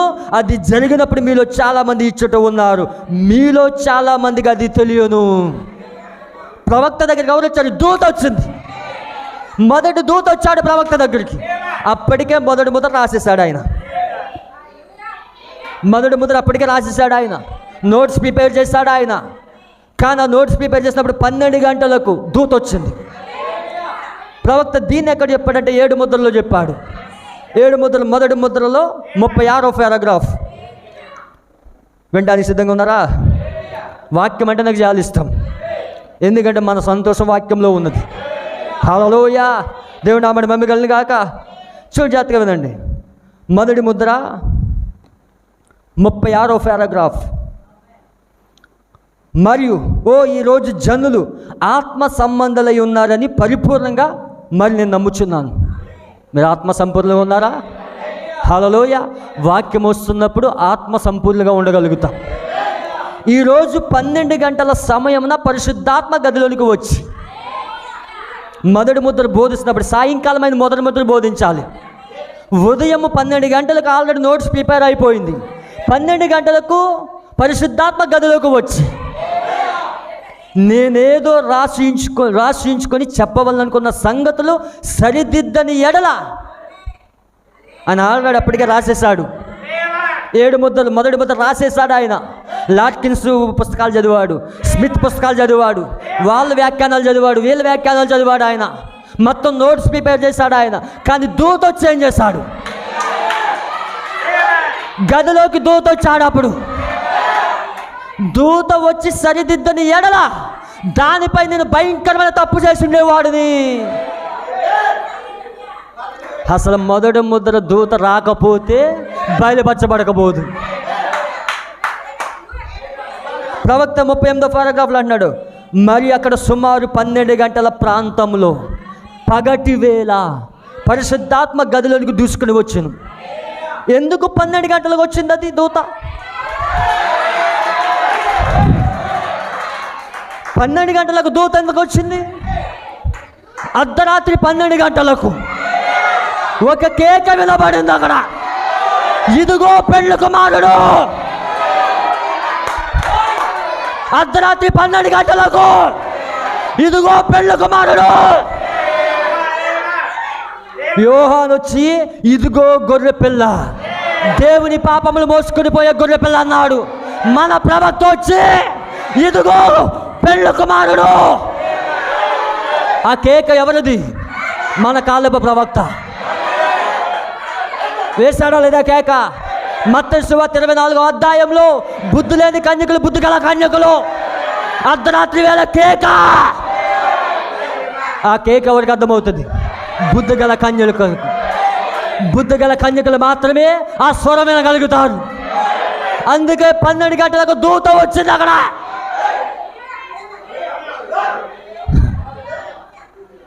ప్రవక్త అప్పటికే రాసేసాడు. ఆయన డయాగ్రామ్ ఎలా ఉన్నదంటే ఇలా ఉన్నది.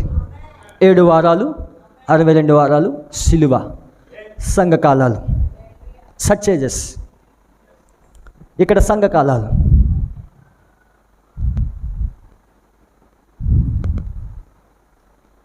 ఒక వారం మిగిలి ఉన్నది. ఇది డయాగ్రామ్. స్మిత్ వ్యాఖ్యానాలు చదివాడు, లాట్కిన్స్ వ్యాఖ్యానాలు చదివాడు, డయాగ్రామ్ రాశాడు నోట్స్ పైన. ఆ నోట్స్ పైన ఇలా ఉన్నది. ఇప్పుడు దూత వచ్చాడు. దూత వచ్చి ఏం రాస్తున్నావు అన్నాడు. ప్రవక్త నోట్స్లో డయాగ్రామ్ ఎలా ఉన్నది. దూత చూశాడు, దీన్ని కొట్టేయి అన్నాడు. ఏంటి, ఉదయకాలం నుంచి నేను లాట్కిన్స్ పుస్తకాలు చదివాను, స్మిత్ పుస్తకాలు చదివాను, మొత్తం మెసేజ్ అంతా రెడీ అయిపోయింది. దూత ఇప్పుడు కొట్టేయి అంటున్నాడు, దాన్ని సింపేయి అంటున్నాడు. ప్రవక్త చూస్తున్నాడు, నీ తలంపులు పెట్టొద్దు అక్కడ. నువ్వు నన్ను ఫాలో అవుతావా, లాట్కిన్స్ ఫాలో అవుతావా? నువ్వు నన్ను ఫాలో అవుతావా, స్మిత్ని ఫాలో అవుతావా? మొత్తం సింపేశాడు. ప్రవక్త దాన్ని కొట్టేశాడు డయాగ్రామ్. ఇప్పుడు నేను చెప్తాను రాయి. ఇప్పుడు దూత గదిలోకి వచ్చి ముద్ర చెప్తున్నాడు ఆయన. మొదటి ముద్ర బోధిస్తున్నాడు ఆయన. ప్రవక్త మొదటి ముద్ర చెప్తున్నాడు. ఇప్పుడు నోట్స్ రాయడం మొదలుపెట్టాడు. ప్రవక్త నోట్స్ రాయడం మొదలుపెట్టాడు. తీసుకో, ఇక్కడ 7 వారాలు తీసుకో. 7 × 7 49 సంవత్సరాలు. అందరు కనిపిస్తుందా? ఇక్కడ 62 వారాలు తీసుకో. 62 × 7 434 సంవత్సరాలు. ఇక్కడ ప్రవక్త సిలువని ఇక్కడ పెట్టాడు. కానీ దూత వచ్చేయమన్నాడు తెలుసా? దూత వచ్చేయమన్నాడు తెలుసా? ఇక్కడ 1 వారం ఉన్నది కదా, దీన్ని తీసుకో అన్నాడు. దేవుడు నామడు మమ్మికల్ని కాక 1 వారం 7 సంవత్సరాలు. ఒక వారము 7 సంవత్సరాలు. దీన్ని 2 భాగాలు చేయన్నాడు. దీన్ని కట్ చేయన్నాడు. 7 సంవత్సరాలని 2 భాగాలు చేస్తే 3.5 సంవత్సరాలు, ఇటు 3.5 సంవత్సరాలు. ఇప్పుడు దూత చెప్తా ఉన్నాడు, దాన్ని కట్ చేయమని చెప్పాడు ఆయన. అటువైపు 3.5 సంవత్సరాలు, ఇటువైపు 3.5 సంవత్సరాలు. ఇప్పుడు 3.5 సంవత్సరాలు తీసుకొచ్చి ఇక్కడ పెట్టు.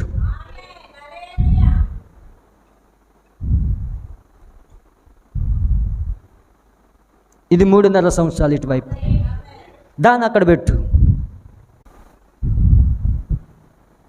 సిలువని ఇక్కడ పెట్టు.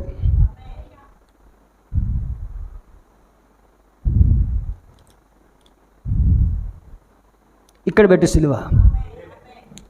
ఇప్పుడు సంఘకాలాలు ఇక్కడ పెట్టు.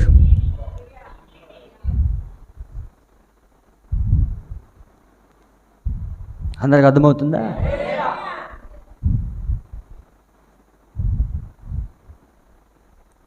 ఇప్పుడు ఈ అర్ధవారం ఇక్కడ పెట్టు.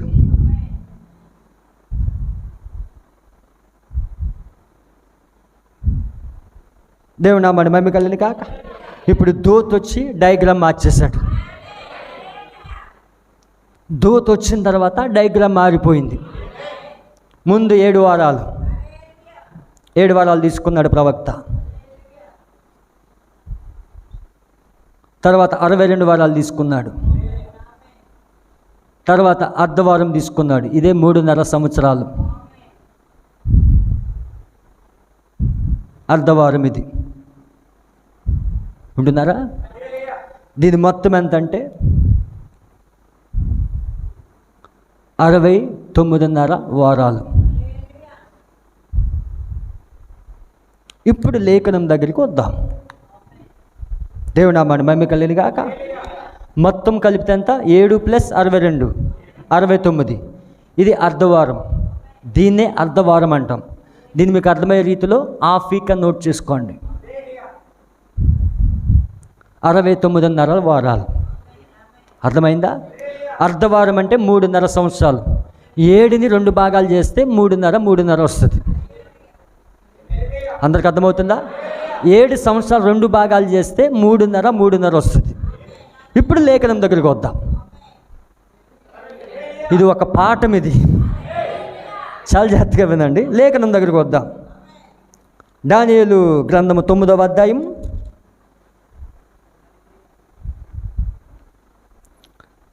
25వ వచనం, 24వ వచనం కింద భాగం నుంచి చదువుతున్నాను. నీ జనమునకు పరిశుద్ధ పట్టణములకు 70 వారములు విధింపబడెను. ఉంటున్నారా? చాలా జాగ్రత్తగానండి.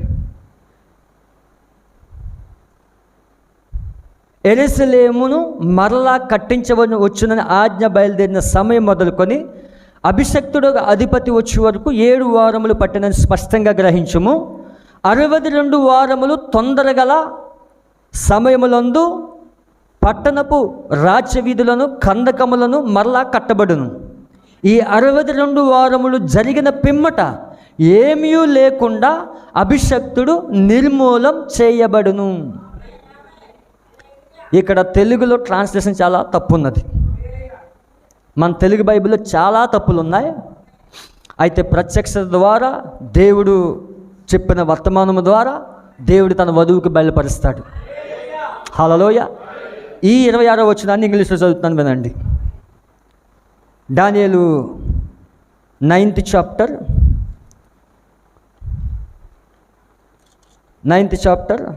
26th verse. And after 62 weeks shall Messiah be cut off, but not for himself.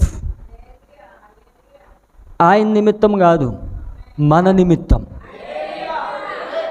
తెలుగులో ఏమని రాయబడిందంటే, ఈ 62 వారములు జరిగిన పిమ్మట ఏమీ లేకుండా అభిషక్తుడు నిర్మూలన చేయబడును. మెస్సయ ఏమీ లేకుండా అభిషక్తుడు నిర్మూలన చేయబడలేదు. మన నిమిత్తం రక్తము కార్చడానికి, మన నిమిత్తం కొట్టివేయబడ్డాడు. మన కొరకు రక్తం పెట్టాడు. అక్కడ ఏమీ లేకుండా కాదు, తెలుగు ట్రాన్స్లేషన్ తప్ప. అక్కడ ఇంగ్లీష్లో ఏమున్నదంటే, అక్కడ చూడండి మరి 26వ వచనంలో ఏమున్నదంటే చూడండి, ఇక్కడ దేవుని యొక్క వాక్యంలో, and after 3 weeks shall Messiah be cut off, but not for himself. And the people of the prince that shall come shall destroy the city and sanctuary, and end thereof shall be with a flood, and unto the end of war desolation are determined. Messiah ఏమీ లేకుండా కొట్టివేయబడలేదు, మన నిమిత్తం కొట్టివేయబడ్డాడు. ప్రవక్త ఎక్కడ చెప్పాడు చూపిస్తాను మీకు. దానియేలు యొక్క 70 వారాల యొక్క పుస్తకంలో 6 ఉద్దేశాలు అనే వర్తమానంలో 64వ పారాగ్రాఫ్ ప్రవక్త చెప్పాడు. అక్కడ 64వ పారాగ్రాఫ్లో ప్రవక్త ఎలా చెప్పాడు, ఆయన కైపా చెప్పెను, ఆయన తనను రక్షించుకొనును, ఇతరులు ఆయన రక్షింపలేకున్నాడు. అతను ఎరుగకుండును తాను విమర్శించుచున్నాడని, ఆయన తనను తాను రక్షించుకున్న ఎడల ఇతరులు ఆయన రక్షించలేడు. కావున ఇతరులను రక్షించుటకు, వింటున్నారా, ఇతరులను రక్షించుటకు ఆయన తనను తానే అర్పించుకొనును. ఇతరులను రక్షించడానికి ఆయన తనను తానే అర్పించుకొనును. చూసారా, దానిని గుడ్డివారిగా ఇప్పుడు చేస్తాడు. ఇజ్రాయెల్ గుడ్డివారిగా చేశాడు. 6 సూచనలు వచ్చేవారు మొదలు పెడతాను నేను. 6 ఉద్దేశాలు చాలా జాగ్రత్తగా ఉన్నాడు. ఇప్పుడు తన నిమిత్తం అంటే మన నిమిత్తం ఆయన కొట్టివేయబడ్డాడు. దేవుని నామమున మహిమ కలుగాక. మరలా లేఖనాన్ని మరలా చదవండి తెలుగులో. ఈ 62 వారములు జరిగిన పిమ్మట, 62 వారాలకి మెస్సియా రాడు. ఈ 62 వారాలు జరిగిన పిమ్మట అంటే తరువాత, ఉంటున్నారా, 62 వారాలు జరిగిన పిమ్మట మెస్సియా నిర్మూలన చేయబడతాడు. అంటే మెస్సియా ఎక్కడ నిర్మూలన చేయబడ్డాడు? దూత వచ్చి చెప్పే వరకు ప్రవక్త దాన్ని ఇక్కడ పెట్టలేదు. దూత వచ్చి చెప్పే వరకు సిలువను ఇక్కడ పెట్టాడు ఆయన, ఇప్పుడు ఇక్కడ పెట్టాడు దూత. అంటే 62 వారాలు జరిగిన పిమ్మట మెస్సియా వచ్చి తన పరిచర్యను 3.5 సంవత్సరాలు చేశాడు ఆయన. మొదటి రాకడలో యేసుక్రీస్తు పరిచర్య 3.5 సంవత్సరాలు చేశాడు ఆయన భూమి పైన. అంటే దానియేలు 70వ వారములోని అర్ధవారం అయిపోయింది.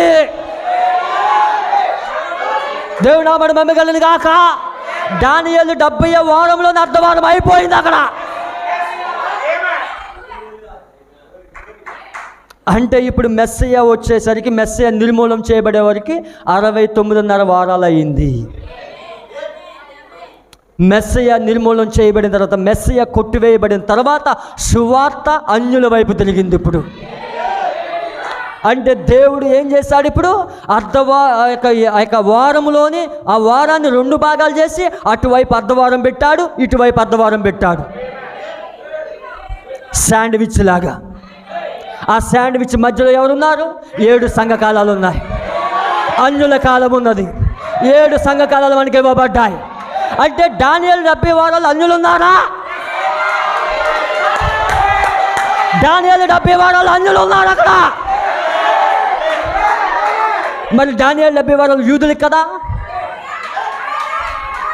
అది మనకు కాదు కదా. ఆ 70వ వారంలో మనం ఉన్నాము అక్కడ. దానియేలు 70th వీక్లో మనం ఉన్నాము అక్కడ. అక్కడ మన ప్రణాళిక పెట్టాడు ఆయన. మరి దేవుడు ముద్రలు యూదులకి ఇచ్చాడా, అన్యులకి ఇచ్చాడా? దేవుడు ముద్రలు యూదులకి ఇచ్చాడా, అన్యులకి ఇచ్చాడా? మరి ముద్రలు ఎక్కడ తెలిసాడు ఆయన? 70వ వారం మధ్యలో తెలిసాడు ఆయన. ముద్రలో 70వ వారంలో మధ్యలో తెలిసాడు ఆయన. అటు అర్ధవారం, ఇటు అర్ధవారం మధ్యలో 7 సంఘ కాలాలలో 7వ సంఘ కాలంలో బలిష్ఠుడైన దూత వచ్చినప్పుడు అన్యులకు ముద్రలు తెరవబడ్డాయి.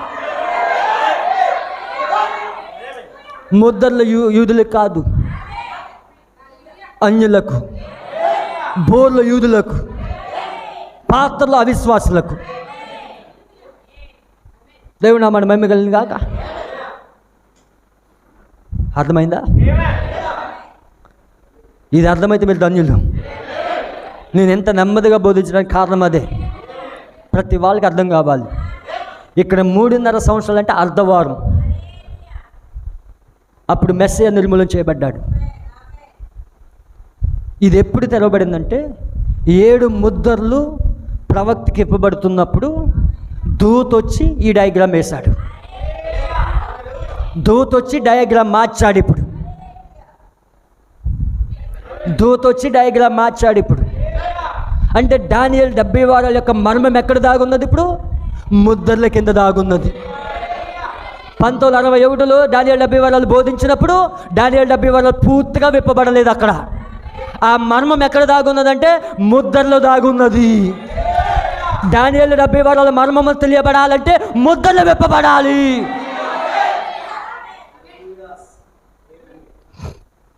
జాగ్రత్తగా వినండి.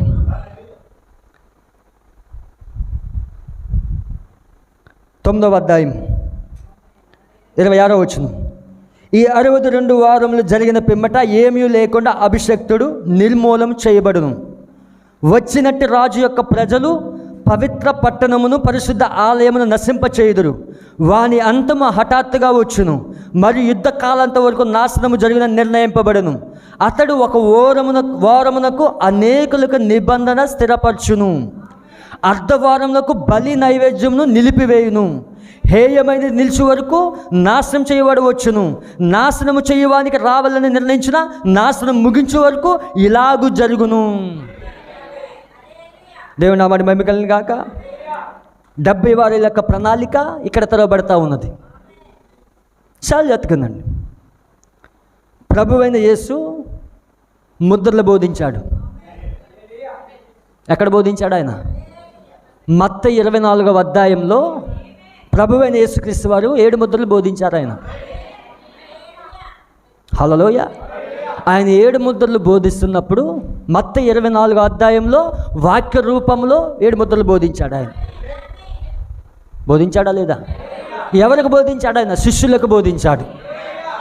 ఆయన ఎక్కడుండి బోధించాడు? ఒలీవ కొండ పైన కూర్చుని బోధించాడు. ఒలీవల కొండ దగ్గర 7 ముద్రలు బోధించాడు శిష్యులకు. ఆ 7 ముద్రల వర్తమానం విన్నవాళ్ళు యేసుక్రీస్తు సిలువ వేయబడిన తర్వాత తీతు చక్రవర్తి వచ్చినప్పుడు, క్రీస్తకం 70వ సంవత్సరాలు తీతు చక్రవర్తి వచ్చినప్పుడు, టైటస్ వచ్చినప్పుడు, ఆ యెరూషలేమును మందిరమును ముట్టడి వేసినప్పుడు ఆ 7 ముద్రలు ఎవరైతే విన్నారో వాళ్ళందరూ తప్పించబడ్డారు. అక్కడ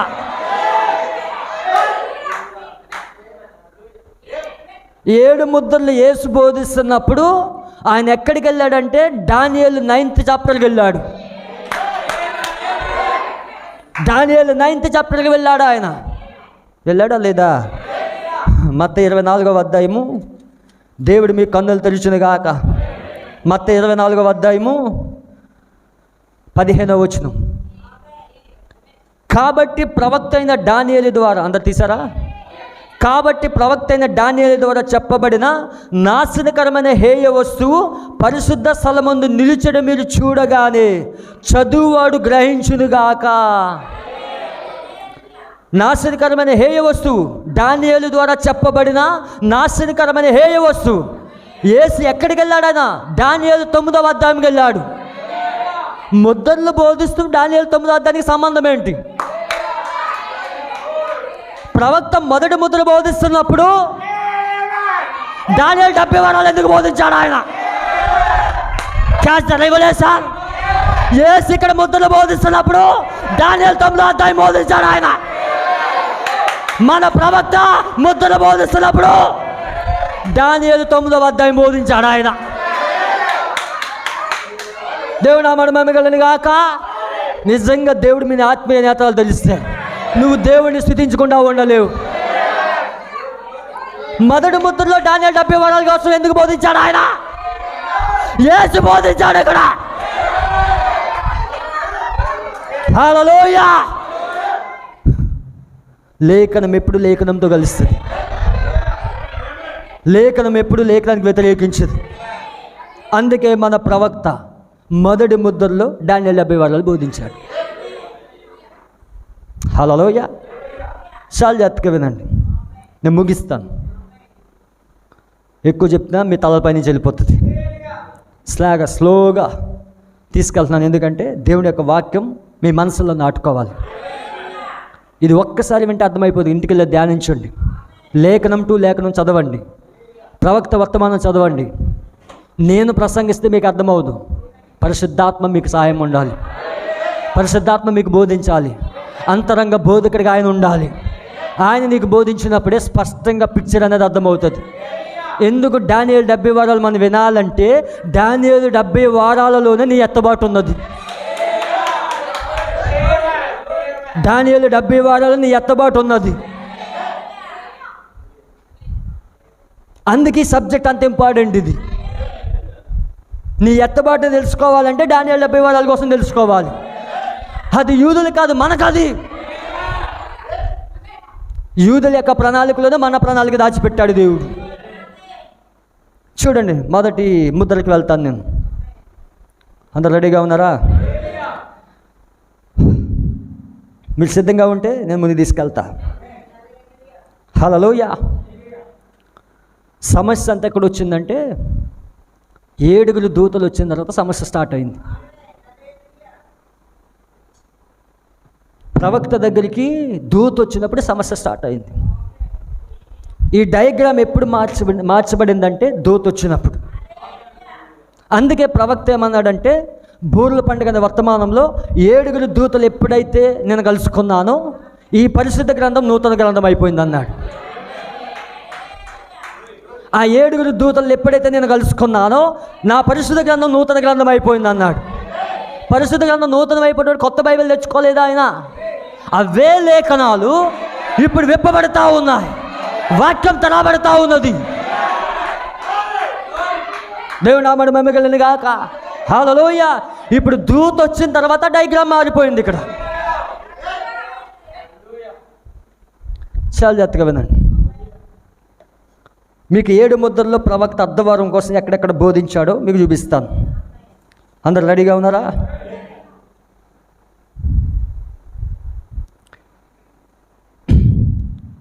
సామాన్యత అనే వర్తమానము 100వ పారాగ్రాఫ్లో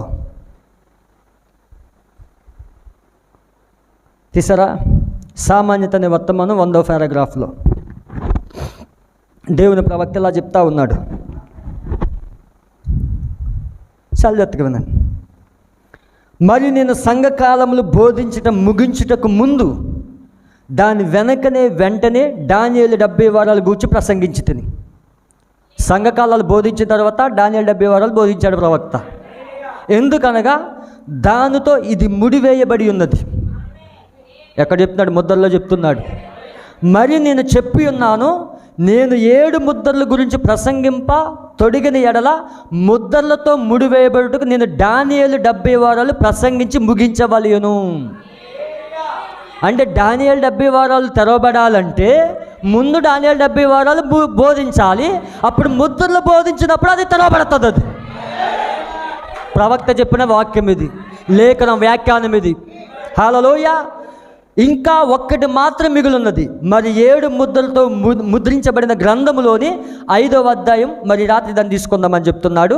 మొదటి ముద్రలో ఆయన 225వ పారాగ్రాఫ్లో 225వ పారాగ్రాఫ్లో ఇలా చెప్తున్నాడు. తీసారా? మీరు సెల్ ఫోన్లో ఉంటే చూడొచ్చు, లేకపోతే స్క్రీన్ పైన వేయబడుతుంది, దాన్ని చూడవచ్చు. మరి ఇప్పుడు 70 వారములు నిర్ణయించబడి ఉన్నాయా?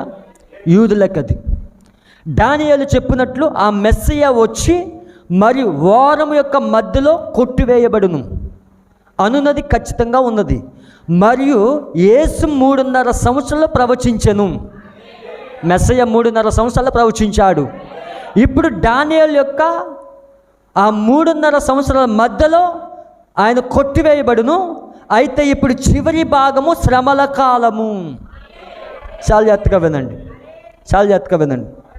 దానియేలు యొక్క చివరి వారము, దీన్నే 70th వీక్ అంటాం. దీన్ని ఏమంటాం? 1x7 7 సంవత్సరాలు, అవునా? దీన్నే 70వ వారం అంటాం. ఇక్కడికి 69 వారాలు అయింది, అవునా? ఇంకా మిగిలిపోయింది 1 వారం. దాన్నే 70వ వారం అంటాం. 70వ వారాన్ని దూత వచ్చి ఏం చేశాడు? 2 భాగాలు చేశాడా? ఇటు అర్ధవారము, ఇది 3.5 సంవత్సరాలు, ఇది 3.5 సంవత్సరాలు, 2 భాగాలు చేశాడు. ఒక భాగాన్ని ఇటువైపు పెట్టాడు. అర్థమవుతుందా? ఫోన్ స్విచ్ ఆఫ్ చేయండి, దయచేసి సైలెంట్ మోడ్లో పెట్టుకోండి. ఒక అర్ధవారాన్ని ఇటు పెట్టాడు. ఇదే మొదటి రాకడలో మెస్సయ్య పరిచర్య. మొదటి రాకడలో మెస్సయ్య పరిచర్య. ఇదే 3.5 సంవత్సరాలు యేసు ప్రవచించాడు. అర్థమైందా? ఇది అర్ధవారం. దానియేలు 70వ వారంలోని ఒక భాగం అయిపోయింది. ఇంకా చివరి భాగం ఉన్నది. ఆ చివరి భాగమే శ్రమల కాలం.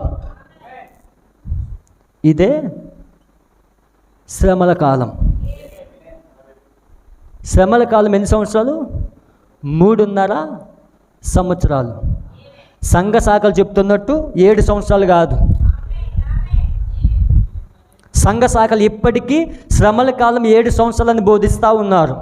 అది రాంగ్ డాక్ట్రిన్. అది ప్రవక్తకి ముద్రలు తెరవబడిన తర్వాత ప్రవక్తకి దేవుడు ఏం బయలుపరిచాడంటే శ్రమల కాలం ఇంకా 3.5 సంవత్సరాలు మాత్రమే మిగిలి ఉన్నది. దానియేలు జనులకు ఇంకా 3.5 సంవత్సరాలు మాత్రమే మిగిలి ఉన్నది. 7 సంవత్సరాలు లేవు అక్కడ. దానియేలు 70 వారాలు బోధిస్తున్నప్పుడు ప్రవక్త 1 వారం మిగిలి ఉందన్నాడు. ముద్రలు తెరవబడిన తర్వాత ఇంకా అర్ధవారం మిగిలి ఉన్నదని చెప్పాడు ఆయన. అంటే ఇప్పుడు దానియేలు జనులకు 3.5 సంవత్సరాలు మాత్రమే మిగిలి ఉన్నది. అంటే దానియేలు 70వ వారంలోని చివరి అర్ధవారం ప్రారంభమయ్యే ముందు వదిలెత్తబడాలి. దేవుడు నామమున మహిమ గాక. నీ ఎత్తబాటు ఎక్కడ దాగున్నది? ఇప్పుడు 70వ వారంలో దాగున్నది ఇక్కడ. హల్లెలూయా.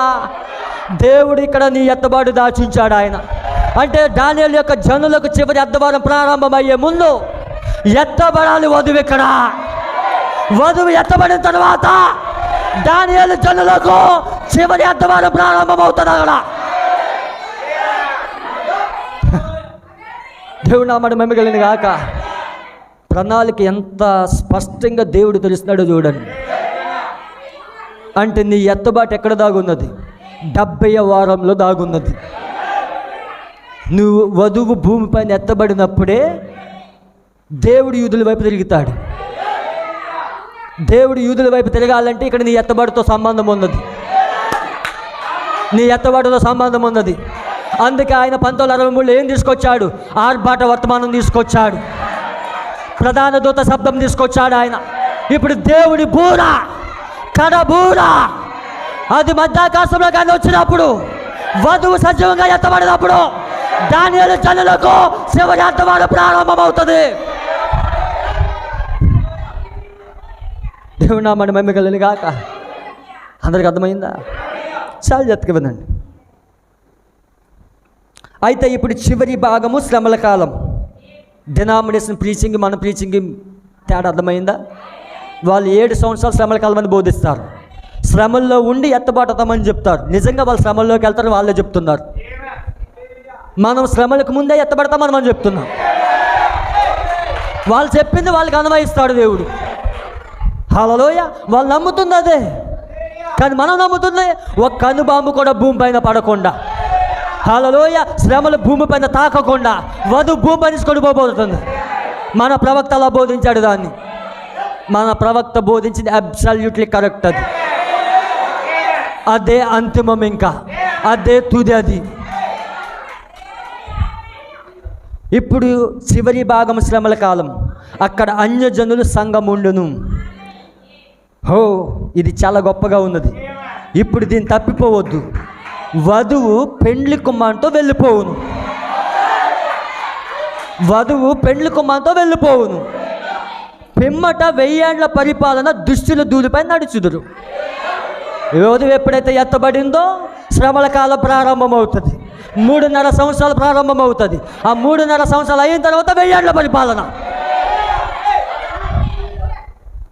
హల్లెలూయా. దేవుడు నామడి మహిమ కలుగును గాక.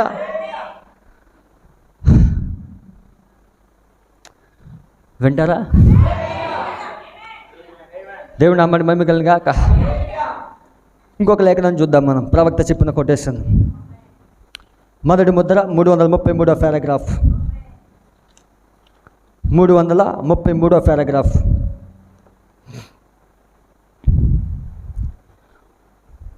వాడు దానియేలు యొక్క జనులను నాశనం చేసిన అధిపతి. దాన్ని మీరు నమ్ముచున్నారా? ఇంకొద్ది నిమిషాలు మీరు కనుక నాతో ఉండి సహకరించిన ఎడల, ప్రవక్త ఏదైతే అడుగుతాడు నేను అది అడుగుతున్నాను, మీకు వీలైతే త్వరలో దాన్ని ముగించేదము. అయితే నేను దాన్ని సరిగా ఖచ్చితంగా చెప్పవలేను. ఏలేనుగా నేను ఇక్కడ నిలబడి ఉన్నది ఎంతటి నిజమో, పరిశుద్ధాత్మ దాన్ని నాకు అనుగ్రహించేది కూడా అంతే నిజమై ఉన్నది.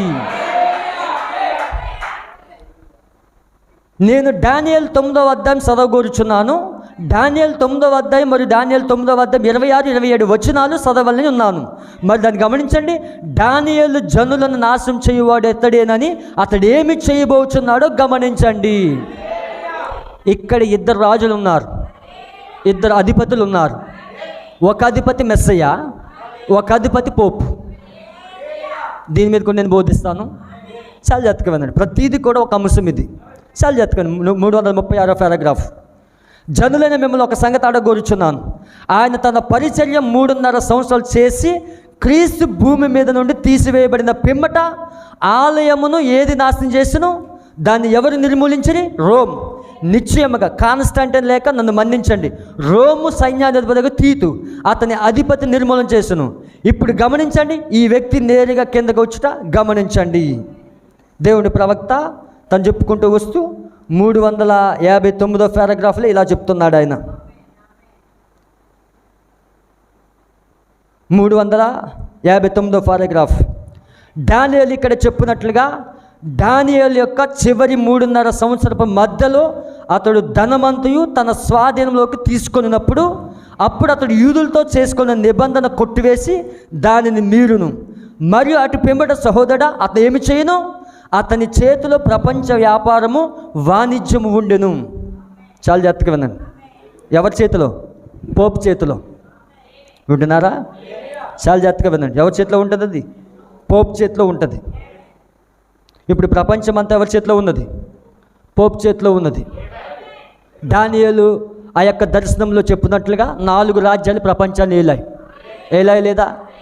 మొదటిగా బబులోను చక్రవర్తి ఏలాడు, తర్వాత మాదీలు పారసికులు ఏలారు, 3వది గ్రీకులు రాజు అలెగ్జాండర్ ఏలాడు, తర్వాత అన్యుల రోము పరిపాలించింది. ఇప్పుడు పాదముల యొద్ద అన్యుల రోమే పోపు రోముగా మారి ప్రపంచాన్ని పరిపాలించబోతున్నది. ఇప్పుడు మరలా ప్రపంచంలో 1 గవర్నమెంట్ రాబోతూ ఉన్నది, ఒకే ప్రభుత్వం రాబోతూ ఉన్నది. ఆ ఒకే ప్రభుత్వానికి నాయకుడు ఎవరంటే పోపు అయి ఉన్నాడు. దాని గురించే ప్రవక్త చెప్తా ఉన్నాడు. ఇప్పుడు ప్రపంచ ధనమంతా ఎవరి చేతిలో ఉంటుంది? పోపు చేతిలో ఉంటుంది. ఇప్పుడు నిబంధన ఎక్కడ చేస్తాడు? ఇంకా మిగిలింది వాళ్ళకి అర్ధవారం, వారం కాదు, అర్ధవారం మిగిలింది. ఇప్పుడు అర్ధవారంలోనే ఇక్కడ నిబంధన జరుగుతుంది. ఇప్పుడు దానియేలు గ్రంథం 9వ అధ్యాయం తెద్దాం. ఈ విషయాన్ని చెప్పి నేను ముగిస్తాను. దానియేలు గ్రంథము 9వ అధ్యాయం 27వ వచనం.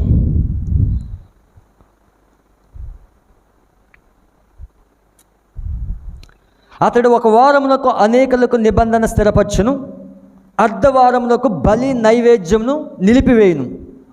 హేయమైన నిలిచే వరకు నాశనం చేయవాడు వచ్చును. నాశనం చేయడానికి రావాలని నిర్ణయించిన నాశనం ముగించే వరకు ఇలాగున జరుగును. అందరు వింటున్నారా? ఇక్కడ ఏమని ఉన్నది వాక్యం? అతడు 1 వారమునకు అనేకులకు నిబంధన స్థిరపరచును. అతడంటే ఎవరు? ఇక్కడ పోప్. అతడంటే ఎవరు? పోప్. 1 వారమునకు అనేకులకు నిబంధన స్థిరపరచును, అర్ధవారమునకు బలి నైవేద్యం నిలిపివేయును. దేవుడు నామమున మహిమ కలుగును గాక. ఇప్పుడు మనం ఎక్కడున్నాం? ఎత్తబడే సమయంలో ఉన్నాం. అంటే ఈ ప్రణాళిక అంతా ఎందుకు బయలుపరిచాడు దేవుడు? అసలు నువ్వెక్కడున్నావో బయలుపరచడానికి, అసలు నీ ఎత్తబాటు ఎక్కడుందో దాగి ఉండడానికి, అసలు నీ ప్రణాళిక తెరవబడటం వలన నీకు ఎత్తబడే విశ్వాసం వస్తుంది. ఇప్పుడు ఆ దినాల్లో మనం ఉన్నాం. ఇప్పుడు దేవుడు యూదులకు అర్ధవారం ప్రారంభించబోయే ముందు దేవుడు తన వధువుని తీసుకెళ్తాడు, తన వధువుని సజీవంగా కొనుక్కోబడతాడు. ఇప్పుడు ఆ దినాల్లో మనం ఉన్నాం. ఇప్పుడు దేవుడు ఆమెను మెమకలు కాక ఈ దినముల్లో ఏదో ఒక ఉదయం మనం కొనుక్కోబడబోతున్నాం, మనం వెళ్ళిపోబోతా ఉన్నాం. హల్లెలూయా.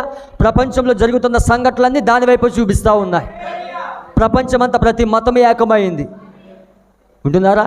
ప్రతి రాజ్యం ఏకమైంది, ప్రతి ప్రభుత్వం ఏకమైంది, ప్రతి నాయకుడు ఐక్యమయ్యాడు. ఇదంతా దేవుని చూపిస్తూ ఉన్నాయి.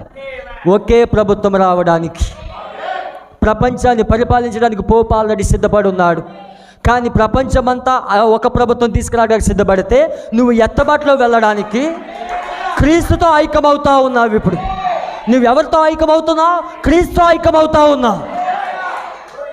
దేవుడు ఆమెను మమ్మల్ని కాక అందుకే ఇప్పుడు వాక్యంతో నువ్వు పెనవేసుకుని ఉండాలి. నీ సహవాసం లోకస్తులతో కాదు, నీ సహవాసం బంధువులతో కాదు, నీ సహవాసం స్నేహితులతో కాదు, నీ సహవాసం లోకంతో కాదు, నీ సహవాసం క్రీస్తుతో. నువ్వు క్రీస్తుకే మొదటి స్థానం ఇవ్వాలి. నువ్వు క్రీస్తుకే మొదటి స్థానం ఇచ్చినప్పుడు దేవుడిని నా ఎత్తబాటులో తీసుకెళ్తాడు. ఈరోజు ఒక క్రైస్తవుడు ఇవ్వాల్సిన స్థానం ఎవరికో తెలుసా? క్రీస్తుకి. అలా నువ్వు ఇవ్వట్లేదంటే నువ్వు ఎత్తబాటులో ఉండవు, నువ్వు ఎత్తబాటులో ఉండవు. నువ్వెప్పుడైతే క్రీస్తుకే మొదటి స్థానం ఇచ్చి క్రీస్తుని గణపరుస్తావో, నీ దేవుని గణపరుస్తావో, నువ్వు ఎత్తబాటులో ఉండబోతా ఉన్నావు. ఈ వాక్యం నమ్మినందుకు నీ బంధువులు నిన్ను విడిచిపెడతారు, ఈ వాక్యం నమ్మినందుకు నీ స్నేహితులు విడిచిపెడతారు, ఈ వాక్యం నమ్మినందుకు లోకం నిన్ను విడిచిపెడుతుంది. ఎవరు విడిచిపెట్టినా ఐ డోంట్ కేర్. నువ్వు క్రీస్తుతో ఐక్యమవ్వాలి. అలా నీ తీర్మానం లేకపోతే నువ్వు ఎత్తబడవు. ప్రియమైన సంగమా, నువ్వు కూడా ఇలా నిలబడాల్సి ఉన్నది. ప్రియమైన వధువా, నువ్వు కూడా నిలబడాల్సి ఉన్నది. వాక్యం కనుక నిలబడే గడి అది. ఎప్పుడైతే వాక్యం కనుక నువ్వు నిలబడతావో క్రీస్తు నిన్ను వెత్తబాటులోకి తీసుకెళ్తాడు. నువ్వు వాక్యంతో అంత పెన వేసుకోవాలి. ఎత్తబడటం అంత ఈజీ కాదు, ఎత్తబడటం అందరికీ కాదు, క్రీస్తుతో ఐక్యమైన వాడికి. ఎత్తబడటం అందరికీ కాదు. ఎవరైతే క్రీస్తుతో ఐక్యమవుతారో, నువ్వు ఒకవేళ ఒంటరిగా మిగిలిపోయినా ఏం భయపడవద్దు. క్రీస్తు నీకు తోడై ఉండాలి, దేవుడు నాకు తోడై ఉండాలి. దేవుడు తోడు నీకుంటే ఏ శక్తిని ఆపలేదు. ప్రపంచమంతా ఐక్యమైనా పర్వాలేదు, కానీ నేను క్రీస్తుతో ఐక్యమవుతాను. సేవకులందరూ వ్యతిరేకమైన పర్వాలేదు, సంఘాలు వ్యతిరేకమైన పర్వాలేదు, నేను క్రీస్తుతో ఐక్యమవుతాను. నీ తీర్మానం అలా ఉండాలి. ఇది సంఘాలతో ఐక్యమయ్యే కాలం కాదు, ఇది పాస్టర్లతో ఐక్యమయ్యే కాలం కాదు, ఇది క్రీస్తుతో ఐక్యమయ్యే కాలం. ఇది దేవుడు ఆ పరిస్థితి నీకు తీసుకొస్తాడు. నా ప్రియమైన సోదరుడు, ఇంత ప్రణాళిక ఎందుకు తెలుస్తున్నాడో తెలుసా? నిన్ను లోకం నుంచి వేరు చేయడానికి. ఎంత ప్రణాళిక నీకు ఎందుకు తెలుస్తున్నాడో తెలుసా? లోకముని నిన్ను వేరు చేయడానికి. దేవుడు నిన్ను వేరు చేస్తాడు ఆయన. ఎందుకంటే దేవుడు ప్రవక్త బోధించాడు, విశ్వాసులు కలిసి ఉండలేరు. దేవుడు వేరు చేస్తాడు ఆయన. లోతు అబ్రాహాముని వేరు చేసినట్లు దేవుడు వేరు చేస్తాడు ఆయన. దేవుడు వాక్యంతో ఐక్యంగా అండి, దేవుడు వాక్యం వినండి, దేవుడు వాక్యంతో సహవాసం కలిగి ఉండండి. ఎందుకు దేవుడు ఇంత స్పష్టంగా మాట్లాడుతూ ఉన్నాడు? ఎందుకు ప్రీమియర్స్ వేస్తూ ఉన్నావు? నువ్వు దేవుడి వాక్యంతో ఐక్యం అవ్వాలి. ప్రతి క్షణము, ప్రతి యొక్క నిమిషము దేవుడి తలంపులతో నింపబడాలని, నీ ప్రతి అనువనమున వాక్యం ఉండాలని దేవుడు ఆశిస్తున్నాడు. క్రీస్తు సారూప్యం అంటే ఒక్క రోజులో వచ్చేసి ఎత్తబడిపోయేది కాదు, అది ఒక గంటలో వచ్చేసేది కాదు, అది ఒక నిమిషంలో వచ్చేది కాదు. నువ్వు ప్రతిరోజు దేవుడితో నడుస్తూ ఉన్నప్పుడు, దేవుడి వాక్యంతో నడుస్తూ ఉన్నప్పుడు, ఆయన వాక్యంతో నీతో మాట్లాడుతూ ఉన్నప్పుడు, ఆయన సారూప్యం నీలోకి వచ్చినప్పుడు అది ఒక ప్రోసెస్ అయి ఉన్నది, అది ఒక విధానం అయి ఉన్నది. అది ఒక గంటలోనికి రాదు, కొద్ది రోజుల్లోనికి రాదు. దేవుడితో నడుస్తూ ఉన్నప్పుడు అది వస్తూ ఉంటుంది. అలాంటి సహవాసంలోకి నువ్వు రాకపోతే, అలాంటి వ్యక్తిగతమైన పర్సనల్ ఎక్స్పీరియన్స్ నీకు లేకపోతే, నిన్ను మోసం చేసుకుంటా ఉన్నావు. నువ్వు సంఘాన్ని మోసం చేయొచ్చు, పాస్టర్లు మోసం చేయొచ్చు, సంఘ పెద్దలు మోసం చేయొచ్చు, అందరూ మోసం చేయొచ్చు, నిన్ను నువ్వు మోసం చేసుకుంటావు. వ్యక్తిగతంగా నడవండి క్రీస్తుతో, దేవుడి వాక్యంతో నడవండి, యథార్థంగా ఉండండి, దేవుడితో ఒక అనుభవం ఉండాలి నీకు. ఇక్కడ డబ్బు శాశ్వతం కాదు, వాక్యమే శాశ్వతమైంది. రాజ్యాలన్నీ విఫలమైపోతూ ఉన్నాయి, ప్రభుత్వాలన్నీ పతనమవుతూ ఉన్నాయి, ఆర్థిక వ్యవస్థ అంతా పతనమైపోతూ ఉన్నది. ఆల్రెడీ మన ప్రవక్త బోధించాడు, దేశాలన్నీ చిన్న భిన్నమైపోతూ ఉన్నాయి. భయపడదు, నేను ఎలా బ్రతకాలనేది దేవుని పైన ఆధారపడింది. ఆకాశ పక్షులను చూడండి, అవి విత్తవు కోయవన్నాడు ఆయన, కానీ వాటిని పోషించగల దేవుడు నిన్ను పోషించగలుగుతాడు ఆయన. నా ప్రియమైన సోదరి సోదరుడా, నీ అప్పుల కోసం ఆలోచిస్తున్నావేమో, ఆలోచించవద్దు, దేవుడి సమస్తము సాధ్యమే. ఎలా ఎత్తబడాలో ఆలోచించు, ఎలా క్రీస్తుతో నడవాలో ఆలోచించు, ఎలా దేవుడితో నడవాలో ఆలోచించు. ఆ గడియకు నువ్వు రాకపోతే, ఆ సిద్ధపాటు నీకు లేకపోతే నువ్వు ఎత్తబడి మిస్ అవుతావు.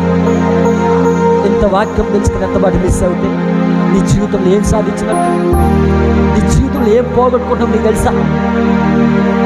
వినండి వర్తమానాలు. దేవుడు ఎంత అద్భుతంగా నీతో మాట్లాడుతూ ఉన్నాడే, దేవుడు ఎంత ప్రణాళిక తెలుస్తూ ఉన్నాడే. ఒకరోజు ఇలా చెప్పేవాళ్ళు కూడా లేకపోవచ్చు, ఇలా అడిచేవాళ్ళు కూడా లేకపోవచ్చు, వర్తమానం ఎంత స్పష్టంగా చెప్పేవాళ్ళు లేకపోవచ్చు. కానీ ఉండగానే సరి చేసుకో, ఉండగానే పశ్చాత్తాపడు, ఉండగానే దేవుడి వాక్యంతో ఉండు.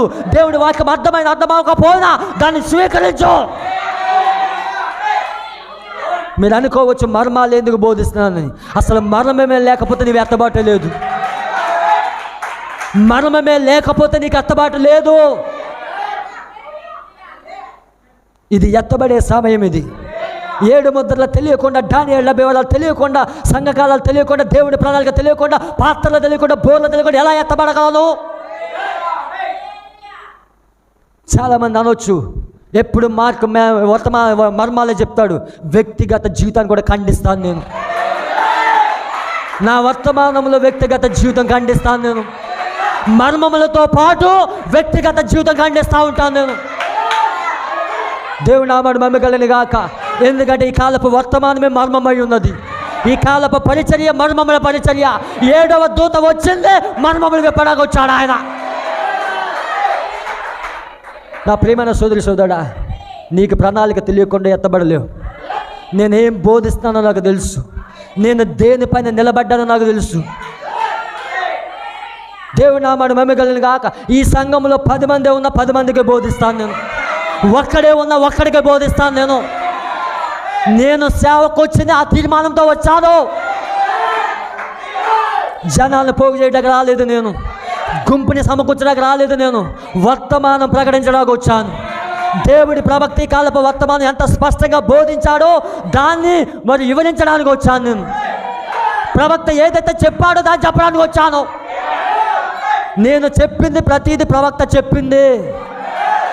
ప్రవక్త వర్తమానంలో నుండే చెప్తా ఉన్నాను నేను. ప్రవక్త వర్తమానం దాటి దేన్ని చెప్పను. ఎందుకంటే నా కాలానికి ఒక ప్రవక్తను పంపించాడు, నా కాలానికి, నా యుగానికి 7వ దూతను పంపించాడు ఆయన.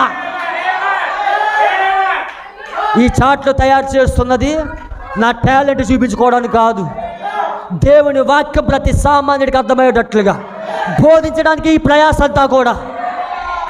దేవుని నామమున మహిమ కలుగును గాక. వర్తమానం స్పష్టంగా అర్థం కావాలి. అందుకే నేను ఏది చెప్పినా బైబిల్ బేస్ చేసుకొని చెప్తాను, వర్తమానాన్ని బేస్ చేసుకొని చెప్తాను. ఎందుకంటే దేవుడి కాలంలో ప్రతి మర్మాన్ని దాచి ఉంచాడు ఆయన. 7వ దూత ద్వారా దాన్ని బయలుపరిచాడు ఆయన. ఎవడు మాట్లాడినా 7వ దూత వర్తమానంతో మాట్లాడాలి. అలా నువ్వు మాట్లాడకపోతే, సంఘానికి పూర్తి ప్రణాళిక బయలుపరచబడకపోతే, సంఘానికి ప్రణాళిక బయలుపరచకుండా సంఘం ఎత్తబాటులోకి వెళ్ళదు. నా ప్రియమైన సోదరి సోదరుడా, వాక్యం కొరకు నిలబడండి. పోరాటం ఇంతటితో ఆగిపోలేదు, ఇంకా ఎక్కువ అవుతుంది పోరాటం. సంగమ, ప్రియమైన సంగమ, వధువుగా నిలబడు, వాక్యంతో నిలబడు. ఎన్ని ఆటంకాలు వచ్చినా దేవుడు తన వధువును మర్చిపోడు ఆయన. దేవుడు తన వధువుతో నిలబడతాడు ఆయన. దేవుడు తన వాక్యంతో నిలబడతాడు ఆయన. ఈ కాలపు వర్తమానము మర్మమై ఉన్నది. ఆ మర్మము ఎవరైతే ఆ మర్మములో ఉన్నారో ఆ మర్మములో ఉన్న వాళ్ళకి అర్థమవుతుంది. కాబట్టి నా ప్రియమైన సోదరుడా, మీ సమయాన్ని అర్థపరుచుకోవద్దు. నేను ప్రేమతో చెప్తాను, ఒక సేవకుడిగా కేకలేస్తున్నాను, రంకులేస్తున్నాను. ఎందుకో తెలుసా? మీ జీవితాలు బాగుపడాలని. మీరు ఎత్తబాటులో ఉండాలని, మీరు నశించిపోకూడదని దేవుడు ఇక్కడ కేకలేస్తూ ఉన్నాడు. దేవుడి ఆత్మ రంకెలేస్తూ ఉంటుంది, మీరు నశించిపోకూడదని. అందుకే వాక్యాన్ని పోగొట్టుకోవద్దు. ఎంతో కష్టపడి వీడియోలు వేస్తూ ఉన్నావు. ఎందుకు వేస్తూ ఉన్నావు? నువ్వు వాక్యంలో ఎదగాలని, నువ్వు వాక్యంలో ఇంకా అభివృద్ధి చెందాలని, వాక్యంలో విశ్వాసం ఇంకా నిలపబడాలని ఈ ప్రీమియర్స్ వేస్తూ ఉన్నావు. కాబట్టి నా ప్రియమైన సోదరుడా, డోంట్ మిస్అండర్స్టాండ్. దేవుని వాక్యం అపార్థం చేయవద్దు. దేవుడు తన వాక్యం కొరకు నిలబడతాడు. ప్రతి కాలంలో ఆయన చిన్న గుంపు కలిగి ఉన్నాడు. ఆ చిన్న గుంపుతోనే ఉంటాడు దేవుడు. దేవుడు పెద్ద జన సమూహాలతో ఉండడు, చిన్న గుంపుతో ఉంటాడు. ప్రపంచవ్యాప్తంగా వధువు ఉన్నది. ఆ వధువు కొరకు దేవుడు నిలబడతాడు. ఈ కాలంలో వాక్యంతో నిలబడండి, వాక్యంతో నడవండి. నేను మరలా చెప్తా ఉన్నాను ప్రేమతో, హానోకు నడిచినట్లు నడవకపోతే నువ్వు ఎత్తబడవు. నువ్వు ఎత్తబడాలంటే ఈ కాలపు వర్తమానంలో ఎత్తబడే విశ్వాసం ఉన్నది. దేవుడు నామడి మమ్మికలను గాక. ప్రవక్త వర్తమానం ప్రతి సామాన్యుడికి అర్థమవుతుంది, ప్రతి సామాన్యుడికి అర్థమవుతుంది. మర్మము ప్రతి సామాన్యుడికి అర్థమవుతుంది. నువ్వు నిజంగా ప్రణాళికలో ఉంటే అర్థమవుతుంది. ఈ మర్మాలు జ్ఞానులకు కాదు, వివేకులకు కాదు, విద్యావేత్తలకు కాదు, సామాన్యమైన ప్రజలకు ఇది. పరిశుద్ధాత్మ పొందుకున్న ప్రతి వ్యక్తికి ఈ మర్మం అర్థమవుతుంది. దేవుడు నామడి మమ్మికలను గాక. అందరు లేచి నిలబడదాం. దేవుడు ఖచ్చితంగా మిమ్మల్ని దీవించాలని కోరుతా ఉన్నాను. దేవుడు మిమ్మల్ని ఆశీర్వదించాలని నేను కోరుతా ఉన్నాను. Thank you Lord, thank you Jesus. దేవుని స్తుతిద్దాం. రెండు హస్తాలు ఎత్తి బ్రదర్ వచ్చి పాట పాడినట్లయితే. Thank you lord. రెండు హస్తాలు ఎత్తి దేవుడిని స్తుతించండి. మీరు రెండు హస్తాలు ఎత్తి దేవుడిని కనపరచండి. ఈ దినములలో ఒక ఉదయమునా మన దేహము మార్పు చెందును. ఈ దినములలో ఒక ఉదయమునా మన దేహము మార్పు చెందును. గడియారం ఇశ్రాయేలు మేల్కొన్నది, దావీదు జెండా ఎగురుతున్నది. గడియారం ఇశ్రాయేలు మేల్కొన్నది, దావీదు జెండా ఎగురుతున్నది. ఈ దినములలో ఒక ఉదయమునా మన దేహము మార్పు చెందును. ఈ దినములలో ఒక ఉదయమునా మన దేహము మార్పు చెందును. నోవాహును రక్షించుటకు యెహోవా వెళ్ళుచుండగా, నోవాహును రక్షించుటకు యెహోవా వెళ్ళుచుండగా, వాక్యముతో నడుచుచున్న హనోకు సజీవముగా మార్పు నొంది ఎత్తబడేలా. వాక్యముతో నడుచుచున్న హనోకు సజీవముగా మార్పు నొంది ఎత్తబడెనుగా. ఈ దినములలో ఒక ఉదయమునా మన దేహము మార్పు చెందును. లోతును తప్పించుటకు దూతలు వెళ్ళుచుండగా, లోతును తప్పించుటకు దూతలు వెళ్ళుచుండగా, దేవునితో నిలిచియున్న అబ్రాహాము శారాల దేహములు మార్పు చెందు. దేవునితో నిలిచియున్న అబ్రాహాము శారాల దేహములు మార్పు చెందెను. ఈ దినములలో ఒక ఉదయమున మన దేహము మార్పు చెందును. స్త్రీ సాంగత్యం ఎరుగని యూదులకై యూదా గోత్ర సింహం వెళ్ళుచుండగా, స్త్రీ సాంగత్యంలో ఎరుగని యూదులకై యూదా గోత్ర సింహం వెళ్ళుచుండగా, గొర్రె పిల్ల భార్యగా జీవించు మనము రెప్పపాటున మార్పు నొంది ఎత్తబడదము. గొర్రె పిల్ల భార్యగా జీవించు మనము రెప్పపాటున మార్పు నొంది ఎత్తబడదము.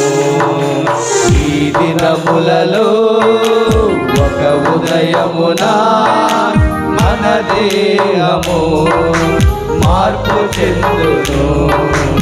ఈ దినములలో ఒక ఉదయమున మన దేహము మార్పు చెందును. హల్లెలూయా, హల్లెలూయా. నా ప్రియమైన సోదరి సోదరుడా, నీ రెండు హస్తాలు ఎత్తి, ఎంత గొప్ప ప్రణాళిక ప్రభువా, ఎంత గొప్ప కృప ప్రభువా. ఈ దానియేలు 70 వారాలలో స్పష్టంగా మాతో ప్రభువా నువ్వు మాట్లాడుచున్న దేవుడు. ఎన్నోసార్లు మేము వర్తమానం చదివాము, ఎన్నోసార్లు ధ్యానించాము ప్రభువా. అయితే ఇంత స్పష్టంగా ప్రభువా మాకు అర్థమవడానికి ప్రభువా ఈ కాలపు ప్రవక్తను పంపించి మాకు అర్థమయ్యేటట్లుగా బోధించావు ప్రభువా. ఓ దేవా నీ కొందనాలు ప్రభువా. 7వ దూత రాకపోతే ప్రభువా మేమేమైపోదుము ప్రభువా. Thank you lord. ఇంత గొప్ప ప్రణాళిక, ఇంత గొప్ప దయ మాకిచ్చినందుకు నీ కొందనాలు ప్రభువా. ఏమిచ్చి నేను అనుమతించగలను ప్రభువా, ఏమిచ్చి నేను కొనియాడగలము ప్రభువా. Thank you Lord, thank you Jesus. Hallelujah, hallelujah, hallelujah. Thank you Lord, hallelujah, hallelujah, hallelujah, hallelujah. ప్రతి వారు కూడా 2 హస్తాలు ఎత్తి థ్యాంక్ యూ జీసస్. హల్లెలూయా. ప్రేమించేదా యేసు రాజా, నిన్నే ప్రేమించేదా, ప్రేమించేదా యేసు రాజా, నిన్నే ప్రేమించేదా, ప్రేమించేదా. ప్రతి వాటి కూడా 2 హస్తాలు ఎత్తి ప్రేమించేదా, ప్రేమించేదా, నా ప్రాణమున్నంత వరకు మట్టిలో చేరే వరకు. గ్లోరీ. నా ప్రాణమున్నంత వరకు మట్టిలో చేరే వరకు జీవించేదా యేసు రాజా. ప్రతి వారు కూడా దేవుడు స్తుతించండి. జీవించేదా, జీవించేదా యేసు రాజా, నీకై జీవించేదా, జీవించేదా, జీవించేదా, జీవించేదా, జీవించేదా, జీవించేదా, నా ప్రాణమున్నంత వరకు మట్టిలో చేరే వరకు. గ్లోరీ. నా ప్రాణమున్నంత వరకు మట్టిలో చేరే వరకు, నా ప్రాణమున్నంత వరకు మట్టిలో చేరే వరకు. హల్లెలూయా. Thank you Lord. జీవించేదము ప్రభువా, నీ సన్నిధిలో ప్రార్థించేదము.